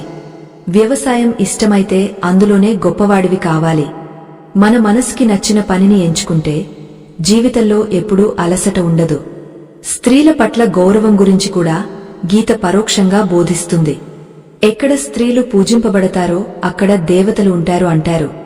కౌరవ సభలో ద్రౌపదికి జరిగిన అవమానమే వారి వంశనాశనానికి నాంది పలికింది. ఈ రోజుల్లో స్త్రీల పట్ల జరుగుతున్న అఘాయిత్యాలు సమాజ పతనానికి నిదర్శనం. ప్రతి పురుషుడు స్త్రీని గౌరవించడం నేర్చుకోవాలి. ఆమె ఒక భోగ వస్తువు కాదు, ఆమె శక్తి స్వరూపిణి. ఈ భావన ప్రతి ఇంట్లో, ప్రతి మనిషిలో రావాలి. తల్లిదండ్రులు మగపిల్లలకు స్త్రీలను ఎలా గౌరవించాలో నేర్పించాలి. కృష్ణుడు గోపికలను గౌరవించాడు, సత్యభామను యుద్ధానికి తీసుకెళ్లాడు, ద్రౌపదికి ఆత్మీయుడిగా నిలిచాడు. ఆయన స్త్రీలకు ఇచ్చిన స్వేచ్ఛ, గౌరవం మనం ఆదర్శంగా తీసుకోవాలి. జీవితంలో సమస్యలు వచ్చినప్పుడు మనం జాతకాలను, రాసుల వాళ్లను సంప్రదిస్తుంటాం. రకరకాల పరిహారాలు చేస్తుంటాం. వాటిలో తప్పు లేదు కాని అసలు పరిహారం మన ప్రవర్తనను మార్చుకోవడం. గ్రహాలు మన కర్మను బట్టి ఫలితాలను ఇస్తాయి. మనం మంచి కర్మలు చేయడం మొదలు పెడితే చెడు గ్రహాల ప్రభావం కూడా తగ్గుతుంది. కృష్ణుడు ఎక్కడా జాతకాలు చూపించుకోమని చెప్పలేదు. ఉద్ధరేదాత్మనాత్మానం, నిన్ను నువ్వే ఉద్ధరించుకో అని చెప్పాడు. నీ సంకల్ప బలం ముందు ఏ గ్రహ బలం నిలబడదు. దృఢమైన సంకల్పంతో, దైవ విశ్వాసంతో ముందడుగు వేస్తే విజయం తథ్యం. ఇప్పుడు ఒక చిన్న ప్రశ్న. అసలు మనం ఎందుకు బతుకుతున్నాం? కేవలం తినడానికా? ఆస్తి కూడబెట్టడానికా? పిల్లలను కని పెంచడానికా? ఇవన్నీ జంతువులు కూడా చేస్తున్నాయి. మరి మనిషికి, జంతువుకి తేడా ఏమిటి? మనిషికి మాత్రమే నేను ఎవరు అని ప్రశ్నించుకునే శక్తి ఉంది. ఈ ఆత్మ విచారణే మనిషి జీవిత పరమార్థం. ఈ రోజుల్లో చాలామందికి మిడ్ లైఫ్ క్రైసిస్ వస్తుంది. 40-50 ఏళ్లు రాగానే నేను ఏం సాధించాను ఇదంతా ఎవరికోసం అనే వైరాగ్యం వస్తుంది. దీనికి కారణం జీవితానికి ఒక ఉన్నతమైన లక్ష్యం లేకపోవడమే. ఆ లక్ష్యం మోక్షం కావాలి. మోక్షం అంటే చనిపోయాక వచ్చేది కాదు, బతికుండగానే బంధాల నుంచి విముక్తి పొందడం, రాగద్వేషాల నుంచి బయటపడటం, ప్రతి పనిని దైవ కార్యంగా మలుచుకోవడం. అప్పుడు జీవితం ఒక పండుగలా మారుతుంది. ప్రతిరోజు ఒక కొత్త అనుభవం అవుతుంది. భయం ఉండదు, దిగులు ఉండదు, కేవలం ఆనందం ఉంటుంది. అదే సచ్చిదానంద స్థితి. సత్ ఉనికి, చిత్ జ్ఞానం, ఆనందం, ఈ మూడింటి కలికే పరమాత్మ. మనం కూడా ఆ స్థితిని చేరుకోవచ్చు. మీకు తెలుసా, మనం రోజు చేసే వంట కూడా ఒక యజ్ఞమే. ఆఫీసులో చేసే పని ఒక యజ్ఞమే. రైతు పొలంలో చేసే పని యజ్ఞమే. యజ్ఞార్థాత్ కర్మను, యజ్ఞం కోసం చేసే కర్మ బంధించదు. అంటే స్వార్థం లేకుండా లోక కళ్యాణం కోసం చేసే ఏ పని మనకు పాపాన్ని అంటించదు. మనం మన స్వార్థాన్ని కొంచెం తగ్గించుకుని పక్కవారికి సహాయపడితే చాలు, అదే పెద్ద యజ్ఞం. బస్సులో వృద్ధులకు సీటు ఇవ్వడం, దాహంతో ఉన్నవారికి నీరు ఇవ్వడం, చెట్లను నాటడం, ఇవన్నీ చిన్న చిన్న యజ్ఞాలే. ఇవే మనల్ని కాపాడతాయి. ఇలా చెప్పుకుంటూ పోతే గీత ఒక మహాసాగరం. అందులో ఎన్ని ముత్యాలైనా దొరుకుతాయి. ఈ 5 భాగాల్లో మనం ఎన్నో ముఖ్యమైన విషయాలను స్పృశించాం. ఆత్మ, కర్మ, భక్తి, ఆరోగ్యం, మనసు, జీవనశైలి, ఇలా అన్ని కోణాలను విశ్లేషించుకున్నాం. అయితే వీటన్నింటి సారమేమిటి? చివరిగా కృష్ణుడు అర్జునుడికి ఇచ్చిన పరమరహస్యం ఏమిటి? 18వ అధ్యాయంలో కృష్ణుడు చెప్పిన చివరి మాటలు మానవాళికి ఒక వీలునామా లాంటివి. ఆ మాటలు వింటే రోమాలు నిక్కబొడుచుకుంటాయి, కళ్లలో నీళ్లు తిరుగుతాయి, హృదయం ఆనందంతో ఉప్పొంగుతుంది. ఆ అంతిమ సందేశాన్ని, ఈ మొత్తం చర్చకు ముగింపుని, మోక్షానికి సంబంధించిన రహస్యాన్ని మనం తెలుసుకోబోతున్నాం. అది కేవలం ముగింపు మాత్రమే కాదు, ఒక కొత్త ఆరంభం. మీ జీవితాన్ని కొత్త కోణంలో చూసేందుకు పనికొచ్చే ఒక అద్భుతమైన ముగింపు కోసం సిద్ధంగా ఉండండి. ఆ పరమ రహస్యం మరేదో కాదు, శరణాగతి. భగవద్గీత 18వ అధ్యాయం 66వ శ్లోకంలో కృష్ణుడు చెప్పిన మాటలు సమస్త వేదాంతానికి సారాంశం లాంటివి. సర్వధర్మాన్ పరిత్యజ్య మామేకం శరణం వ్రజ, అహం త్వా సర్వపాపేభ్యో మోక్షయిష్యామి మా శుచః. దీని అర్థం చాలా లోతుగా ఉంటుంది. అన్ని రకాల ధర్మాలను, అంటే నేను ఇది చేయాలి, అది నా బాధ్యత, ఇది నా హక్కు, నేను గొప్పవాడిని అనే అహంకార పూరితమైన ధర్మాలను వదిలిపెట్టి నన్ను ఒక్కడినే శరణు కోరు. అప్పుడు నేను నిన్ను అన్ని పాపాల నుండి విముక్తి చేస్తాను, నువ్వు దుంహకించుకు అని కృష్ణుడు అభయమిచ్చాడు. ఇక్కడ ధర్మాలను వదిలిపెట్టడం అంటే బాధ్యతలను వదిలేసి పారిపోవడం కాదు, ఆ బాధ్యతలను మోస్తున్నాననే అహంకారాన్ని వదిలిపెట్టడం. మనం తరచుగా నేను లేకపోతే ఈ ఇల్లు గడవదు, నేను లేకపోతే ఈ ఆఫీసు నడవదు అని భ్రమపడుతుంటాం. ఆ బరువునంతా మన తలమీద వేసుకుని సతమతమవుతుంటాం. కాని కృష్ణుడు ఏమంటున్నాడంటే, ఆ బరువును కింద పడే, లేదా నామీద వేయి. నువ్వు కేవలం ఒక సాధనంగా ఉండు, అంతా నేను నడిపిస్తాను అని చెబుతున్నాడు. ఎప్పుడైతే మనం ఈ సత్యాన్ని గ్రహించి మన జీవిత పగ్గాలను ఆ దైవానికి అందిస్తామో అప్పుడు మనకు నిజమైన స్వేచ్ఛ లభిస్తుంది. చిన్న పిల్లవాడు తండ్రి వేలు పట్టుకుని నడుస్తున్నప్పుడు దారిలో గతుకులు ఉన్నాయా, ముళ్ళు ఉన్నాయా అని చూడడు. ఎందుకంటే నాన్న చూసుకుంటాడు అనే నమ్మకం వాడికి ఉంటుంది. మనం కూడా ఆ పిల్లవాడిలా మారాలి. మన ప్రజ్ఞను, మన తెలివిని పక్కన పెట్టి ఆ విశ్వశక్తిని నమ్మాలి. ఇదే ప్రపత్తి మార్గం. జ్ఞాన మార్గం కష్టం కావచ్చు, కర్మ మార్గం అలసటను ఇవ్వవచ్చు, కాని ఈ శరణాగతి మార్గం చాలా సులభం, చాలా ఆనందదాయకం. కేవలం నేను నీవాడిని కృష్ణ అని మనసులో అనుకుంటే చాలు, ఆయన మన బాధ్యత తీసుకుంటాడు. మా శుచః, దున్హకించకు అనే మాటలో ఎంత ఓదార్పు ఉందో గమనించండి. ప్రపంచంలో ఇంతకంటే గొప్ప హామీ ఎవరైనా ఇవ్వగలరా? మనం చేసిన తప్పులను, పాపాలను తలచుకుని కుమిలిపోతుంటాం, అపరాధ భావంతో బతుకుతుంటాం. కాని కృష్ణుడు, నువ్వు నాకు లొంగపోతే నీ పాపాలన్నింటినీ నేను కాల్చేస్తాను, నువ్వు భయపడకు అని చెబుతున్నాడు. ఇది మనస్కు ఎంత ఊరటను ఇస్తుందో కదా. గతాన్ని తలచుకుని ఏడవద్దు, భవిష్యత్తును తలచుకుని భయపడవద్దు, వర్తమానంలో నా నామస్మరణ చేస్తూ ఆనందంగా జీవించు అని ఆయన సందేశం. కురుక్షేత్ర యుద్ధం చివరలో అర్జునుడి మానసిక స్థితి పూర్తిగా మారిపోయింది. మొదట్లో విషాదంలో మునిగిపోయిన అర్జునుడు గీత విన్న తర్వాత నష్టో మోహః స్మృతిర్లబ్ధ అన్నాడు. అంటే నా మోహం తొలగిపోయింది, నాకు జ్ఞానం కలిగింది, నా కర్తవ్యం ఏమిటో నాకు గుర్తుకొచ్చింది, ఇప్పుడు నువ్వు చెప్పినట్లు చేస్తాను అని వినయంగా చెప్పాడు. ఇదే మన జీవిత లక్ష్యం కావాలి. అజ్ఞానం అనే చీకటి నుంచి జ్ఞానం అనే వెలుగులోకి ప్రయాణించడమే మన గమ్యం. మనకున్న సందేహాలన్నీ తొలగిపోయి మనసులో ఒక స్పష్టత వచ్చినప్పుడు మనం చేసే ప్రతి పని విజయం వైపు సాగుతుంది. ఈ గొప్ప ప్రయాణంలో మీరు మాతో ఇంత దూరం నడిచారు. ఈ మంచి మాటలు మీ హృదయాన్ని తాకి ఉంటే ఈ జ్ఞానాన్ని మరింత మందికి పంచడానికి మాకు సహాయపడండి. దయచేసి ఈ వీడియోను లైక్ చేయడం మర్చిపోకండి. మీ ఒక్క లైక్ ఈ ధర్మ ప్రచారంలో ఒక సమిధ లాంటిది. కృష్ణుడు చెప్పిన 3 సత్యాలను మనం ఒక్కసారి సింహావలోకనం చేసుకుందాం. మొదటిది, నీవు శరీరం కాదు, ఆత్మవు. ఇది మన అస్తిత్వానికి సంబంధించిన సత్యం. ఇది మనకు మరణ భయాన్ని పోగొడుతుంది. రెండవది, కర్మ చేయి, ఫలితాన్ని వదిలేయి. ఇది మన జీవన విధానానికి సంబంధించిన సత్యం. ఇది మనకు ఒత్తిడి లేని జీవితాన్ని ఇస్తుంది. మూడవది, సర్వస్వం దైవానికి అర్పించు. ఇది మన భావోద్వేగాలకు, మన భక్తికి సంబంధించిన సత్యం.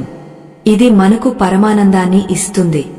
ఈ 3 సూత్రాలు పాటిస్తే ఈ భూమి మీద మన జీవితం స్వర్గంలా మారుతుంది.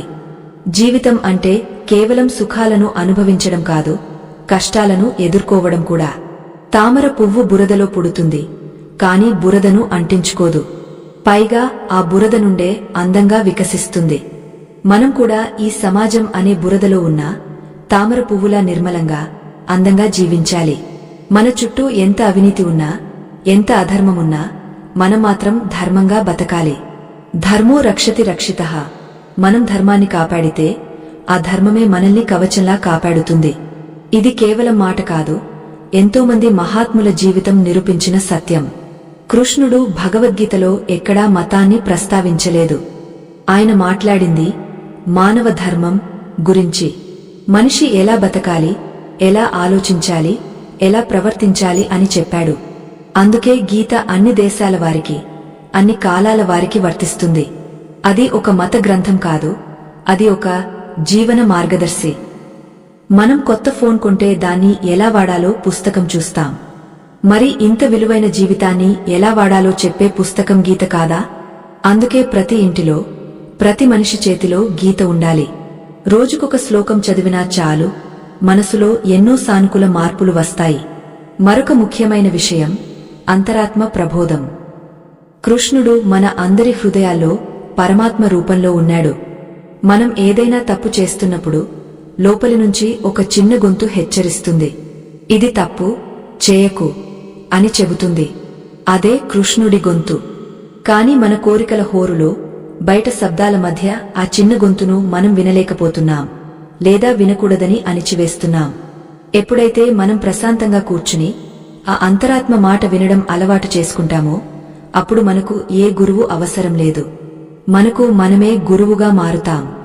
మనం ఈ సిరీస్ ద్వారా తెలుసుకున్న విషయాలు కేవలం వినడానికి మాత్రమే కాదు, ఆచరించడానికి. విన్నప్పుడు బాగుంటుంది, కాని ఆచరణలో పెట్టకపోతే ప్రయోజనం లేదు. రేపటి నుంచి చిన్న చిన్న మార్పులు మొదలు పెట్టండి.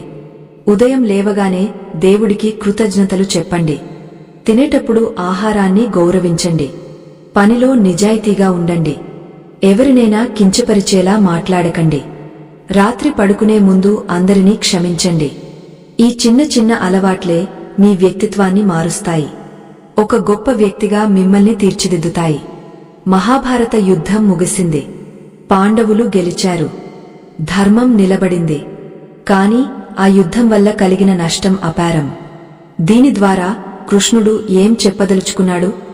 యుద్ధం ఎప్పుడూ చివరి అస్త్రం కావాలి. శాంతి కోసం చివరి నిమిషం వరకు ప్రయత్నించాలి. కాని అనివార్యమైనప్పుడు ధర్మం కోసం యుద్ధం చేయడానికి వెనుకాడకూడదు. మన జీవితంలో కూడా అంతే. గొడవలు రాకుండా చూసుకోవాలి, కాని అన్యాయం జరుగుతున్నప్పుడు చూస్తూ ఊరుకోకూడదు. ధైర్యంగా ప్రశ్నించాలి. ఆ ధైర్యమే కృష్ణ తత్వం. ఇప్పుడు మీకు ఒక సందేహం రావచ్చు, నేను సామాన్యుడిని, నా వల్ల ఏమవుతుంది అని. గుర్తుపెట్టుకోండి, రామాయణంలో ఉడత చాలా చిన్నది, కాని వారధి నిర్మాణంలో అది చేసిన సహాయం రాముడు ఎప్పటికీ మర్చిపోలేదు. మనం చేసే పని చిన్నదా పెద్దదా అనేది ముఖ్యం కాదు, ఎంత ప్రేమతో చేశాం అనేది ముఖ్యం. సమాజ సేవ చేయడానికి కోట్లు ఉండక్కర్లేదు, మంచి మనసు ఉంటే చాలు. మీ ఇంటి పక్కన ఉన్న చెట్టుకు నీళ్లు పోయండి, వీధి కుక్కకు బిస్కెట్ వేయండి, వృద్ధులతో కాసేపు ప్రేమగా మాట్లాడండి. ఇవన్నీ దైవ కార్యాలే. కృష్ణుడు మెచ్చేది ఈ ప్రేమనే. చివరగా భగవద్గీత సారాంశం ఒక్క వాక్యంలో చెప్పాలంటే, నీ కర్తవ్యాన్ని నువ్వు చెయ్యి, మిగతాది దేవుడికి వదిలేయి. ఇంతకంటే గొప్ప సూత్రం ప్రపంచంలో మరొకటి లేదు. ఈ ఒక్క సూత్రాన్ని పట్టుకుంటే జీవిత సముద్రాన్ని మనం అలవోకగా ఈదేయగలం. కష్టాలు వస్తాయి, పోతాయి, సుఖాలు వస్తాయి, పోతాయి, కాని మనం మాత్రం నిశ్చలంగా ఒక దీపంలా వెలుగుతూనే ఉంటాం. ఆ వెలుగే ఆత్మజ్ఞానం, ఆ వెలుగే కృష్ణ చైతన్యం. ఈ ప్రయాణంలో మనం ఎన్నో ఎత్తుపల్లాలను చూశాం, ఎన్నో లోతైన భావాలను పంచుకున్నాం. మీ అందరిలో ఉన్న ఆ పరమాత్మకు నా నమస్కారాలు. ఎందుకంటే చూసేవాడు, చెప్పేవాడు, వినేవాడు అందరూ ఆ ఒక్కడే. రూపాలు వేరు, తత్వం ఒక్కటే. ఈ అద్వైత భావన మనలో కలిగితే ఇక ద్వేషానికి తావుండదు. అంతా ప్రేమమయం అవుతుంది, జగమంతా కృష్ణమయం అవుతుంది. మా ఈ సుదీర్ఘమైన ప్రయత్నాన్ని ఆదరించినందుకు మీ అందరికీ హృదయపూర్వక ధన్యవాదాలు. ఈ వీడియోల పరంపర మీకు జీవితంలో ఎక్కడో ఒకచోట, ఏదో ఒక సమయంలో ఉపయోగపడుతుందని ఆశిస్తున్నాం. కృష్ణుడు చెప్పినట్లు శుభం అంటే అంతా మంచే జరుగుతుంది. నమ్మకంతో ఉండండి, ధైర్యంతో అడుగు ముందుకు వేయండి. విజయం మీ వెంటే ఉంటుంది. ఆ శ్రీకృష్ణుడి ఆశీస్సులు మీకు, మీ కుటుంబానికి ఎల్లప్పుడూ ఉండాలని మనస్ఫూర్తిగా కోరుకుంటున్నాను. సర్వం శ్రీకృష్ణార్పణం.